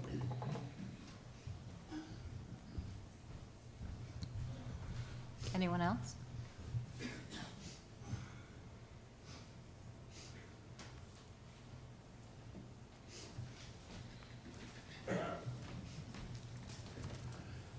Mike Clifford, 489 Black Plain Road. Not quite sure where to start. I guess the first question I'd like to ask the architect is, how much does it cost to have a cost estimator actually calculate? You've done it, but I don't know if the town's paid for it or not, but I always thought it was like 12 or maybe $10,000 or $12,000. How much does it cost to have a cost estimator sit down with the plans and come up with the price that he did for you? It varies on phase, but oftentimes at conceptual design, it can be in the neighborhood of $6,000 to $7,500. Okay, that's what I thought. Okay, thank you. And when you take on a job like this, who is your client? Is the client the town and the town council, or is the client the MBRTF building? The signer of the contract, which would be the town, is my client. Okay. Now, I believe that in most cases, the town has delegated an agent to work on their behalf, which would be the task force. That's my understanding here. But let me, for instance, if they're your clients, would you ever change the design of the building without showing them what you were doing before you issued the bid specs or the designs? Would I ever change? Normally, I was always under the impression that you always show the client any new plans or changes that you were about to make. If you're radically changing, even if you're especially if you're radically changing the design of the building, that you show them what you're doing before you actually go ahead and build something different than what you had shown them today. Yeah, again, my understanding is I'm working through the agent of the town vis-a-vis the task force, and yes, I would show the task force any changes, yes. But you wouldn't show it to the town council? That would be the task force option to share that information. That is an internal communication issue. Okay. If asked, I would gladly do that. We have done that. Yeah. The Well, council has seen every design that we've done, they have seen before we've made any changes going forward. I'm talking about bid spec documents, Paul. Well, we're not at that point yet. No, but normally you would have them approve the bid specs, and once they approve the bid specs, you're never going to change those bid specs without coming back to the council. Oh, yeah, absolutely. At the bid Okay. point, yes, that's Okay. correct. Well, we have done that in the past, in 2018. The architect and the MBRTF showed up in front of the council and gave them a presentation on what the bid specs were, and at the next meeting, they asked for the permission to advertise and publish the bid specs, and they had been changed substantially from a $900,000 job to a $2.2 million job. So my contention has been all along, you weren't involved in this, but my contention all along is we should be suing that architect, and he should be paying for this new building if you want a new building. I don't feel like paying for that, because he did something that was, in my opinion, if he did it without the consent of the council and without their knowledge, it was a fraudulent act. And I think he should be sued. And let him pick up the tab for the difference and all the damage that was done. Those bid specs that were issued in 2018 that the council reviewed were specifically supposed to involve the roof, the heat, and the brickwork, specifically. It was supposed to be a $900,000 renovation. He issued specs for everything under the sun, and then he said when he did it that, he was gonna, pick and choose, because the chief gave him such a long list, he had to include all this stuff in the bid specs. What they had already authorized was only $900,000. So would you ever do anything like that? Would you? No. Okay, thanks. But, I didn't think you would, and I just wanted to hear you say it. 'Cause yeah, I mean, there are contractual obligations that we go Yeah. through, and, yeah, okay. there's a burden of responsibility that is defined by the contract. Yep, and there's, okay, and there's an code of ethics, isn't there, for architects that they have to abide by or lose their license? Yes, there is a Okay. code of ethics that I'm required to Okay, abide by. thank you.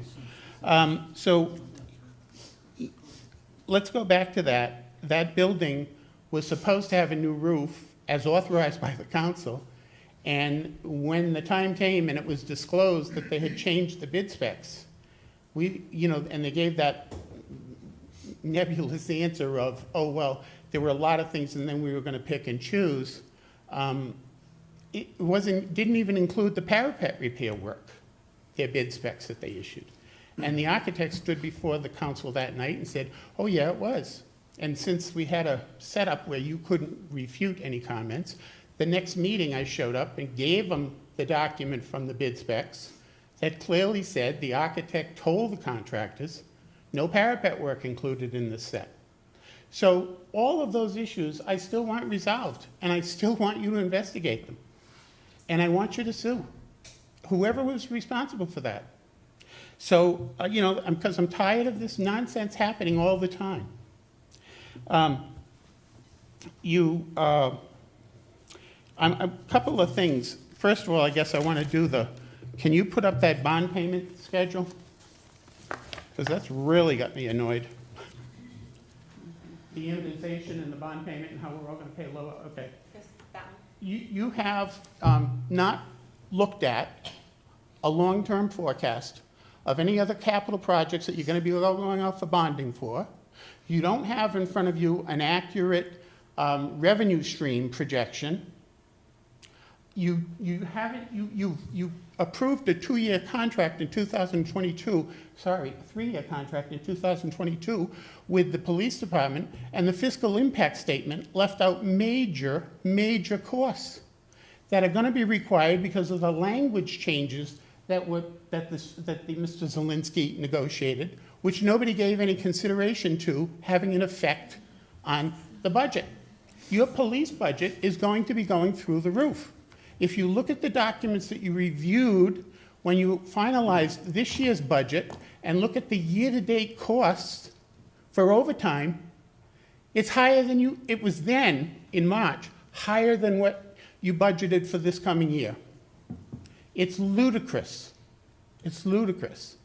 You need to, and we see, Paul likes to show this, decline in the bond payments, but I get annoyed with Mr. Vadnais because he never backs me on what I've made a claim about.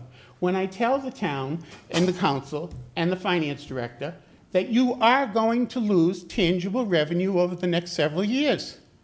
You've lost $2 million from that one client of National Grid in the last couple of years. I don't know how many, 5 maybe. You're going, and I projected it out, you're going to lose another $1 million in the next 5 years. When somebody comes into your town and puts up a $150 million tangible project investment, who do you think is going to be replacing that? They're not going to build another $150 million infrastructure change here. It's done. So we are going to be losing revenue. Nobody wants to look at that revenue. The finance director stands up here and says, oh, no, I don't even want to talk about that revenue. He doesn't want to talk about the revenue because you're losing it. So by the time that rolls around, that $3 million debt service is not going to be disappeared. It's going to be absorbed by all of the outrageous costs that are coming your way. And you're refusing to look at them before you make a move like this, which is, just a recipe for disaster. So I strongly suggest that you need to do your due diligence. You need to be fiscally responsible.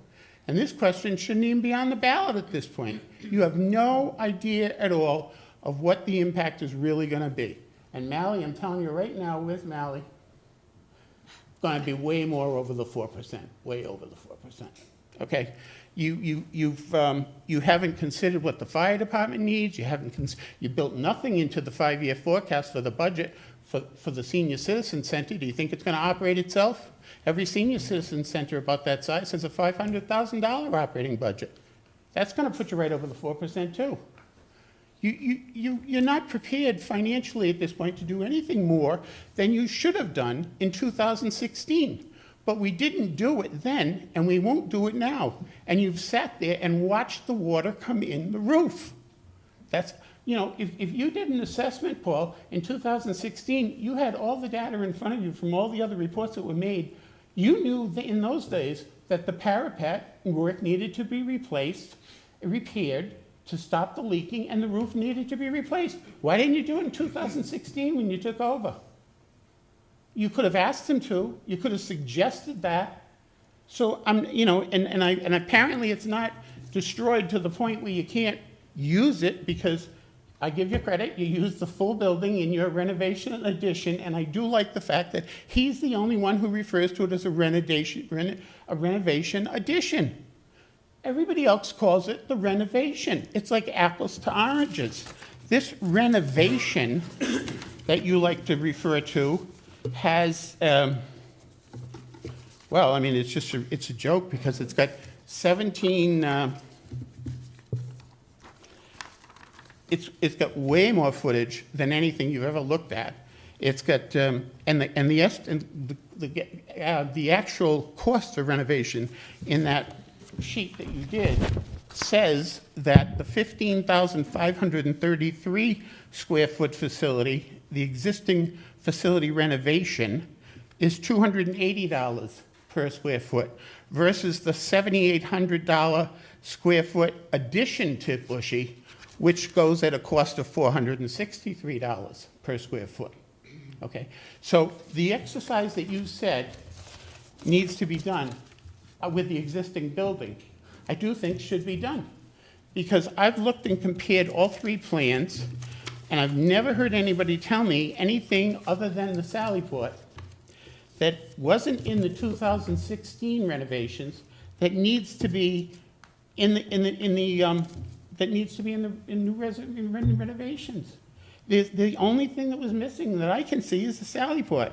And I would ask that you prepare this type of document for the next meeting.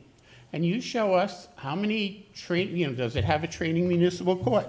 Yes, yes, and yes. Your 1-story does, your addition renovation does, and the 2016 renovation did. And like Mike Rapko said, there's a ton of square footage in the plans from 2016. The half of the wing that the police are currently occupying was dedicated to EMA offices. And they still fit offices for everything. They have all the things that you have in this new 13,000 square foot building. But instead of paying something reasonable, getting your act together in town and having an operating budget, because that's why everything fell apart in this town. We never had an operating budget that was sufficient to cost all the work to be done, to pay for everything. She was driving around town in an administrator's vehicle that had no floorboards in the driver's seat side, a hole in the floorboard, okay? But we had plenty of money. No, we didn't, because we were paying the bonds off. So I'm tired of the trickery that we're looking at. This is nowhere near this renovation that you have includes 7 prisoner cells. 7. Your renovation that you're doing now has 5, and the most expensive component of the project, I would think, had to do with the cells. But let me finish. The other part is, it also has interior parking for how many cars could fit in the Sally Port, the vehicle processing, and the vehicle storage? Because they all look like they're about 2 car lengths in depth. So am I right in saying if you had to get 4 cars in that Sally Port, you could? On that particular design, it's a little bit short for 4 cars. I'm talking about the renovation. Yep, that's The what I'm addition? looking at. It's about, is that 130? The addition renovation Yeah. plan. You've got two entrances. Yeah, the police cruiser is approximately 18 feet long, and that bay is probably in the name, I don't recall, it's been a while since I drew that one, but 32 to 36 feet. With a little bit longer, yes, you could get 4, but the reason that those bays are long is because it's important to be able to bring in an ambulance, open the doors, pull out a stretcher. But it fits So 4 vehicles. that is the length of the Sally Port. You do have a vehicle. Then you have a vehicle processing, which looks like 2 cars could fit in it again, a vehicle That is a storage. longer bay because there is tools and equipment associated with a vehicle Okay, processing. so bay. you've got plenty of indoor parking in that renovation that you don't have in this. That's right, because we went through the exercise of reducing the program Right, to meet right, the affordability of the And community. I strongly suggest you pull this question from the ballot, which is too late, I guess. So you could take a vote like they did when the charter revision came up, and they found fault with the language in the charter and claimed that it was defective. So they recommended that everybody in town vote against it, and they did. And then you can correct your errors and do your due diligence and do what you need to do and get your ducks in order and tell us exactly how much my bill is going to go up in the first year and how that's going to get eaten up.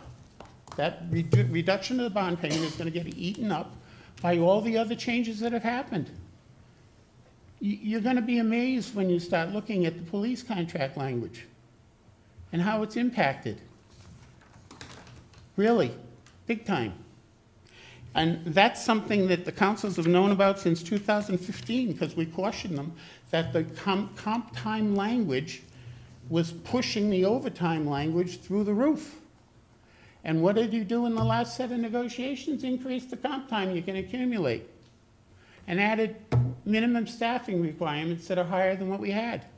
That's all overtime, folks. That's all overtime. No consideration given to that in the fiscal statement at all. So when you do, there's problems here when the overtime in Burrillville is like a fraction, and I say a fraction, of what ours is. When the salary account for offices alone in Burrillville, which is a bigger community than ours, and has about, I think, two offices less than ours, our salaries being paid for the police office staff, just the offices, is $800,000 higher than theirs. Something's wrong, folks, and it's that language where you make all the money on the overtime and the comp time and all the other language changes that we've graciously afforded them recently. That's going to blow us out of the water. So I think you need to sit down and you need to hire yourself a consultant. I know everybody loves a consultant, and I don't really love them, but this time I'm going to love the consultant because the school department uses a consultant to do their long-term budgeting forecast as far as capital needed. They hire the guy to come in, tell him everything that's wrong with every building, and then they have a 10-year plan for you know, okay, the roof at Kendall Dean needs to be replaced in this year, and the roof in this building needs to happen then. It's all done for you. One nice big package, pictures and everything. So, you know, then you can tell what your other costs are gonna be down the road. Not from looking at a chart that is a maybe chart, that isn't even gonna happen. I can't understand how people can't base decisions on data instead of, you know, all the other nonsense that goes along with it. You also had in this, I mean, you had, in the Studio Major design, it did not have a sally port, but it had a number of rooms that we use for storage. Rooms, room size, not closets, rooms. So I think that's why this needed to be done, and we didn't do it. And it's not the first time you've heard me ask you to do this. I've been asking all summer long, but, you know, whatever reason, we don't want to do it. So I, as a taxpayer too, would really like to know, you're being asking us to spend this money tonight, and you know, in November, approve this funding. And I still want the answers to why you didn't do, why the repairs weren't made to the police station when they should have been. Everybody in town knows that roof has been leaking since 2012. That's why they started the project in the first place. So we're, you know, to try to address it. But now we've been derailed, and, you know, we're blaming it on the past administrators, when many of you, several of you, have sat here for 6 years and did nothing about it, even though you went into the building and saw the leaky roof. That's really sickening. I'm sorry. As a taxpayer, I don't appreciate it. And I think the MBRTF should have made a recommendation immediately that that roof be repaired and the parapet work, and the brickwork be repaired. And by the way, the Mickey Mouse thing that we're doing now to the front of the building is only for the front of the building. So all the brick will continue to leak on the other 3 sides, and we just patched the roof. We didn't replace the roof, did we? No, the roof is No. not being replaced. No. The And by the flashings are all being by- repaired. Based on the video that Mr. Beauregard, don't worry, John, it's going to come to me. John, That Mr. Mike, Beauregard, excuse me, put Mike. on his do you have- page- Do you have any specific questions about the building? yeah, no, it doesn't have to be, this is a public hearing, Kim, on this proposal, and I'm trying to share my concerns about what's going on here. But I do have some other questions. Okay. Nope, I won't ask any other questions. I'll save them for the next meeting, when we really address the plans. Okay, thank you. Anybody else have any questions?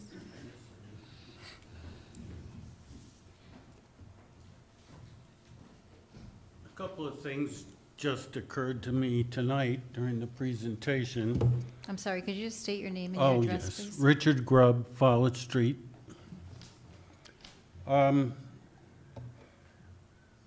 We recommended brick, as we discussed last meeting, or the last time I attended, for security reasons, among other things, durability. And I was wondering about all the windows, how that fits into security, or whether they're just accessible to any kind of malevolent intent. They are not accessible to any kind of malevolent intent. No, we do treat windows in police secure areas with impact ballistic resistance, so that you don't have a hole in your protection. You know, I will say in my career, I've seen way too many examples of departments where a element of the building is secure and then the stuff around it isn't. Yes. I can't tell you how many ballistic windows I've seen in drywall partitions. So although it can get very costly to ballistically treat every piece of the building, we tend to be judicious in our use of the treatment. So for instance, a high window way up may not be ballistic resistant, but a window that opens up into where officers congregate or where there's a safety or security concern would be. And that extra cost was all in what you've done here? Yes, sir. Okay, thanks. Who benefits if there are any savings in the contingency fund? That's a good question, and I'm happy to say that we have had many projects where either the town did not have to borrow all the money that was approved at town meeting, or monies were returned. And that varies in order of magnitude, because obviously every project is different and every contingency is different. But we've had projects where we returned, where they had a large contingency and we turned almost $1 million back. I'm not interested in spending your money. I'm interested in building your building. Yes, so that leaves some motivation to still work at it as the project's ongoing. Yeah, I mean,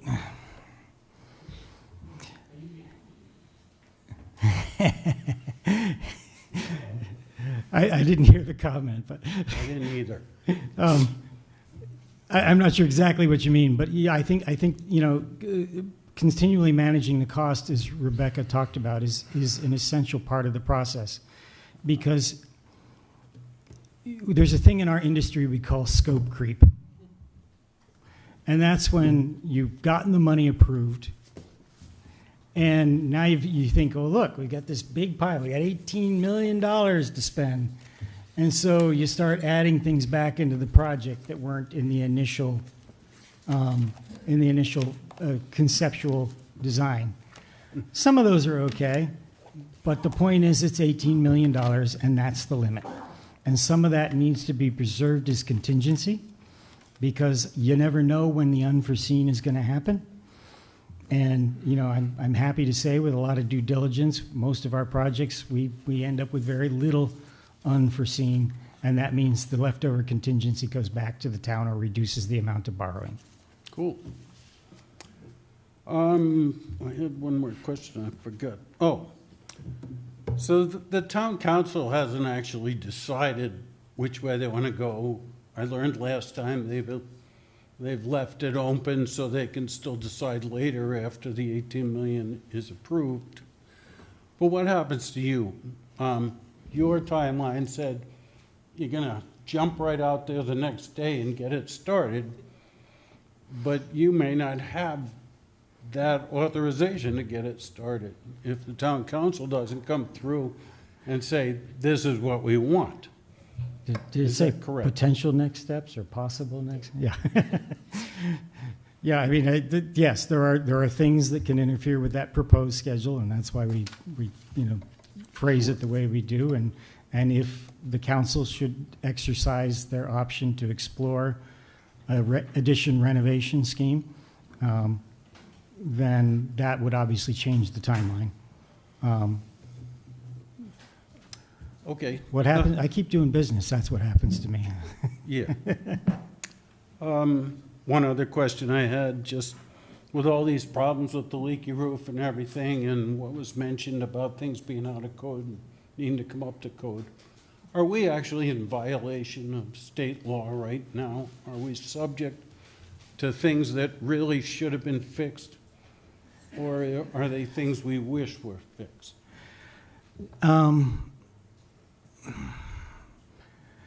There is a lot of provisions in the building codes in particular that allow for existing conditions.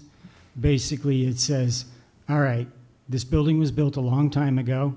The current use and function has been approved, maybe based on a prior code. So you don't necessarily have to go back to every building and upgrade it to the current code. The trigger comes when you start to invest money in the facility, and the code has provisions that says, okay, there's what's called repairs, where you're fixing in kind. There's level 1, level 2, level 3 alterations, and then there's full renovations and additions and new construction. And as you go up that ladder of things I just listed, the amount of code requirements you need to comply with increases with every step. Sure. Okay, thanks.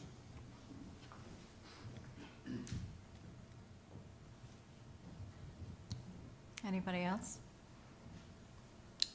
Can I respond to one of the questions? These projects take a while.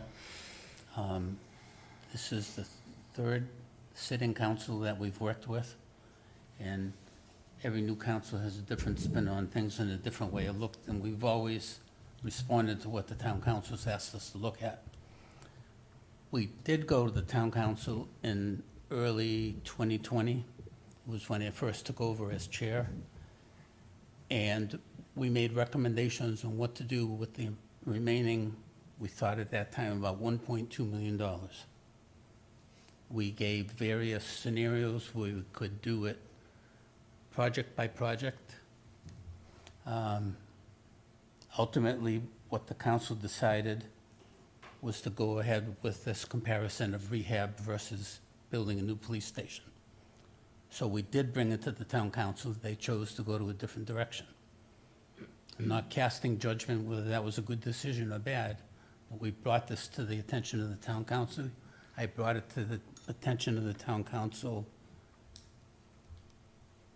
prior to November. Is that when the change? Again, that we needed to make repairs. We needed to get things moving because no matter what happened with the bond issue, these items need to be addressed, and that's the work that's going on now. So to categorically say that the task force never went to the town council with suggestions, it's wrong, flat out wrong. Go back and look at the YouTube videos. It was back during COVID, but go back and look. It's there. So may I ask, so the question was posed about, are we in violation because of repairs that haven't been done? So do we feel that back in 2020, 21, 22, the task force did bring to the attention of previous councils the need for repairs to preserve the integrity of the building, and they were ignored? They chose a different direction. They were ignored. I don't believe they were ignored. So they weren't addressed. They were addressed in a The roof different is still leaking, right? So I guess which of those things, if you said, you know, we need the roof to be repaired, we need the, We came up with a chronological Whatever- list of the right. things that needed to be addressed Right. and how we could spend the money, because guess what? We could only spend the money on that building. We Sure. couldn't spend it on anything else. Right, So because we it had an was- obligation to look at what the needs were and say, Right. you know what? Repairing the windows isn't, there's no long-term benefits repairing windows. So we had a list of what we thought were the most important things Mm-hmm. that was presented. Ultimately, that was not the direction things went. We worked at the direction of the council. right, so- no, and I'm not blaming you, I'm just trying to figure, and I'm not blaming anyone. What I'm trying to determine is where the ball was dropped and how we can prevent this from happening in the future.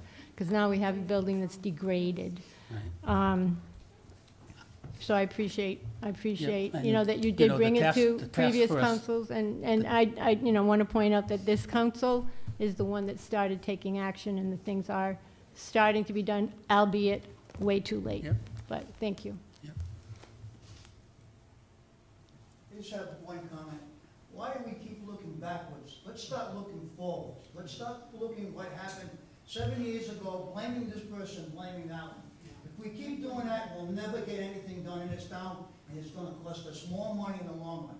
So from here on in, let's just focus on the task at hand and solve that problem. That's it. Thank you. And the other point, just for the public, you all know this. We're not in charge of maintaining buildings. That's not our charge. Right. We had specific tasks that we were directed to do, and we've been working on them. We have a deficit in that area, in this town, with maintenance in general for all our buildings, so And we can work on that. And Mr. Clifford is correct. It will cost a lot of money to hire someone to get the town pointed in the right direction. But, thank you.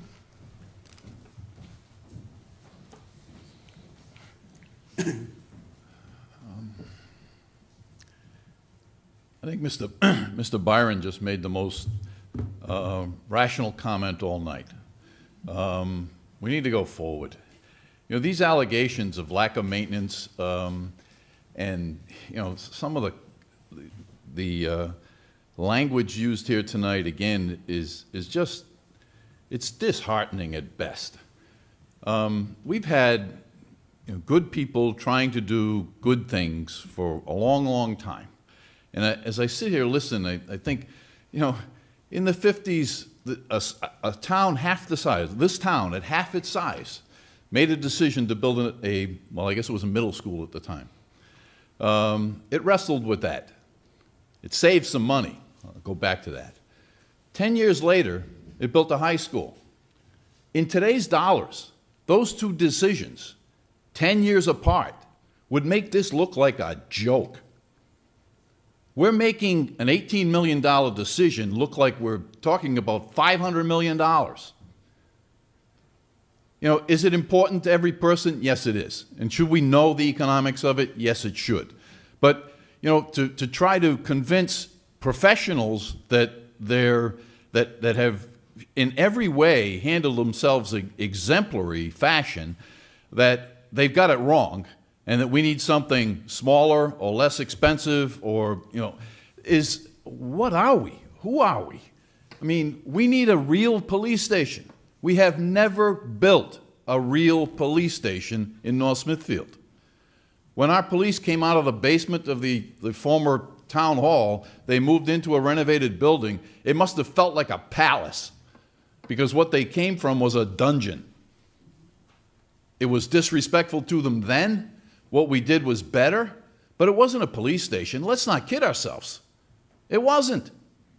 It was a place where people could work. What we're looking at today is a real police station. The issues of maintenance, you know, I was the TA from 16 to 20. When I learned that we had buildings at Hallowell, this is not police, but it's the same issue. When I learned that we had buildings at Hallowell that couldn't be occupied because the heating systems didn't work, and the cost to replace them was $1,400, I screamed at people, saying, until it is no longer a school, it's a school. We maintain it. And that was the attitude that I applied to everything. When I took office at the municipal, or the Memorial Town building, there was a gutter hanging in the attic along the chimney. And it led water that was leaking into the building to a bucket. There was no plan to fix anything. I didn't find anything that had been put out to bid. There was nothing. At the fire station, over the dispatch area, computers, all of our critical communications equipment, radios, there was a blue tarp hung from the ceiling. Again, the roof had been leaking. There was a hole in the top to direct the water to fall in a bucket. We were operating like a third world country because people were squeezing and squeezing and squeezing to try to maintain a tax rate. And you can't work that way. You know, I was trying to come up with a comparison today, knowing that I might have to say some of these things tonight. And, you know, if I was cutting the grass, and if I was a farmer, I'd be pulling a piece of equipment. And I'd have to be focusing on what's in front of me and what's going on behind me. And, you know, you can't just be looking in one direction. You've got to be looking at the whole scenario. And the tax rate isn't the only thing. It's important, yes, but there are issues of need within our community that we need to face. And we were so frugal that, yes, we had a building inspector come down Woonsocket Hill Road in a retired police vehicle. He lost steering. I insisted that we buy them a car, that, you know, that the assessor's office. I didn't want a car. I use my own car as the administrator. You know, we got so frugal that we don't do anything. And what has put us here is indecision by good people hesitating because they've been being badgered by people just saying you can't spend the money. We need to have this glorious plan that's going to say what's going to happen over the next 10 years with revenue and expenses. I can tell you what's going to happen. Costs are going to go up, revenue's going to go up. It always has. You know, we've got issues. We're going to lose money from National Grid. We negotiated a deal. I negotiated a deal with National Grid, and the council approved, that switched material from tangible to the real estate portion. It's fixed. It's not depreciating. That was not easy to go through. We lost a lot of revenue in those 3 years that Grid backed out. But in time, that material is staying there. It's part of our the regular industrial commercial rate now. So it stabilizes our rate. And anyone who thinks the grid is done, that any power grid in this country is done with expansion and replacement, needs to think again. You know, a study in Massachusetts was just said that's recognized that in the next, to meet the climate change objectives, we're looking at circumstances where we need twice the amount of power coming to us than we have today. That's not going to come through the wires that are out there. I happen to own land that is adjacent to wires, and wires run over it, in fact, and I'm aware that there is more work coming from National Grid. They haven't done everything that they need to do. Am I saying we should be counting on that revenue? No, I'm not saying that. What I'm saying is there are things, forecasts have been made here that are saying that everything's going in the wrong direction, and we can't afford to spend $18 million. I'm going to offer to you that we can't not afford to spend $18 million. We have a police force. We need to put them in a facility that serves their need. It isn't a palace. It's a palace compared to some of the things that they've been working in today, yes. But it's simply a professionally designed building that we need to approve, not a renovation. I'll go back to the issue of maintenance. Every maintenance request that I heard from 16 to 20, we did. And we went well beyond that. We cleaned up stuff at the highway barn that was disgraceful. We talk about environmental issues, and we were creating spills every day. It was ridiculous. We bought new equipment to prevent spills. We upgraded equipment to make sure that it was modernized. We had fire trucks coming in 2016 and 17 on a wrecker. Rescues that couldn't come back home because they failed. We were just burning everything out. We've replaced all of that. We've got modern equipment in every bay today, not just in the highway department, not just as the police department, but in the fire department. We did it within the needs and the budgets that were available. Are there things that we need to work on? Sure there are. Whether it's in the police contract or in the public works folks or whatever, there will always be those things that we need to work on. It doesn't mean that they should be the excuse that stops us from doing the right thing for our community. So, I'll go back to Hallowell. In the 50s, there was an argument as to what kind of a school to be built. And if you look backwards, and Mr. Vadney will probably remember the numbers better than I, but I recall that the numbers were something like, there was an original proposal for a $900,000 school. They saved $300,000 by building what we have. 10 years later, we built a real high school. Today, we spent a few $1 million in the high school, but with that spending, that building has the potential to serve us for the next 50 years. We're going to knock Hallowell down. Did we save $300,000? No. We wasted a bunch of money. We need to do it and do it right. Let's recognize we are a modern community. Do we have people that have challenges financially? Absolutely. And we have a program for them to flatten their tax rate. As of today, there are 26 property owners that have enacted that opportunity. If there are more, then I say come forward. Go to the assessor's office and make the request to qualify to get your taxes frozen. We're not looking to push people. I'm not looking to push people out of town. I don't think we're looking to abuse people. We're looking to make sure that we maintain ourselves as a modern community. We need to do this. We need to stop with the indecision, make a decision to go forward, and build a real police station. Thank you.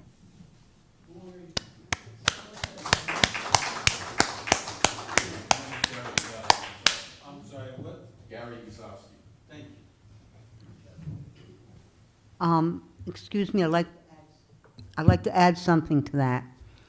We have volunteers on committees. From day one, many of them are professionals in the fields that are needed for these committees. We could not afford their expertise under the time, the years on projects. Then they make recommendations and they have the background. And people who know nothing about it question like, where'd you get that? Well, guess what? That's what they do for a living. And I thank them, and I tell them that often. And we had the committee for Hallowell, and Hallowell breaks my heart because they went the lowest bid. They went the lowest bid. And you're right, it would still be there. But in this town, we put things aside. They're saying, our roads, our roads. Well, we never fixed our roads, our roads. And that's what happened. I think there's an expression, penny wise and pound foolish. And if these people are absolutely disrespected, not listened to, we're not going to get qualified people anymore. Why should they put years, never mind a year or two, years. Don't look backwards, look forward. And I wish we could hold down things, trust me. But I've never seen anything, course, go backwards. So, once again, I thank you. We need new. It's like having an artificial limb. What the heck, I'd rather have a new one. It's the best way to go. And I will continue saying this to this thing. And this company couldn't make anything clearer. It was almost like force feeding. They didn't speak above us, they spoke to us. They didn't sidestep one question. Maybe you didn't want to hear it, but as they say, veritas, it was the truth. And some of the questions and how they were spoken to, let me tell you, I don't think I'd be as professional. Thank you, truly. And Gary, my friend, what you said and what you said at another meeting couldn't be any truer.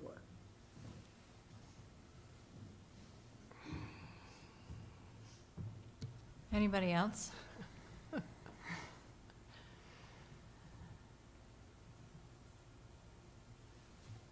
Anyone else have any more questions?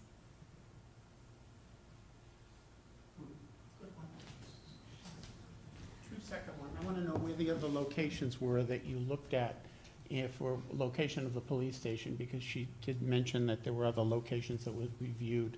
I've never heard that before, so I'd like to know that. And secondly, when you're talking about the upgrade and the super codes, you're talking about like earthquake resistant, right? Which I don't think there's another building in the town that would be, but. It's not only earthquake, but it's all lateral loads, like hurricanes, tornadoes, right. all of those impose lateral loads. Yeah. Okay. So the locations, if you wouldn't mind. We looked at the Hallowell site.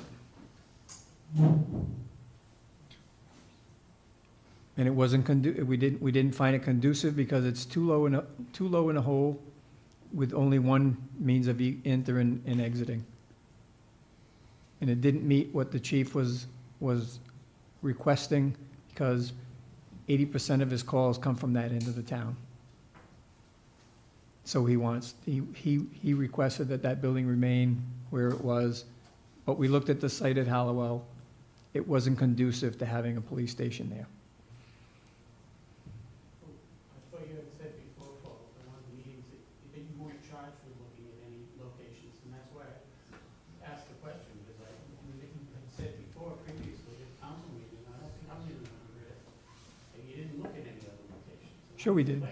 Sure we did.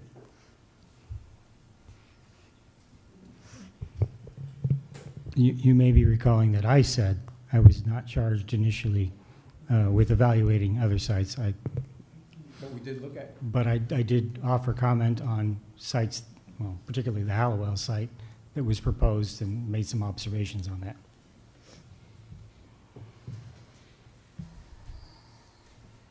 Anyone else?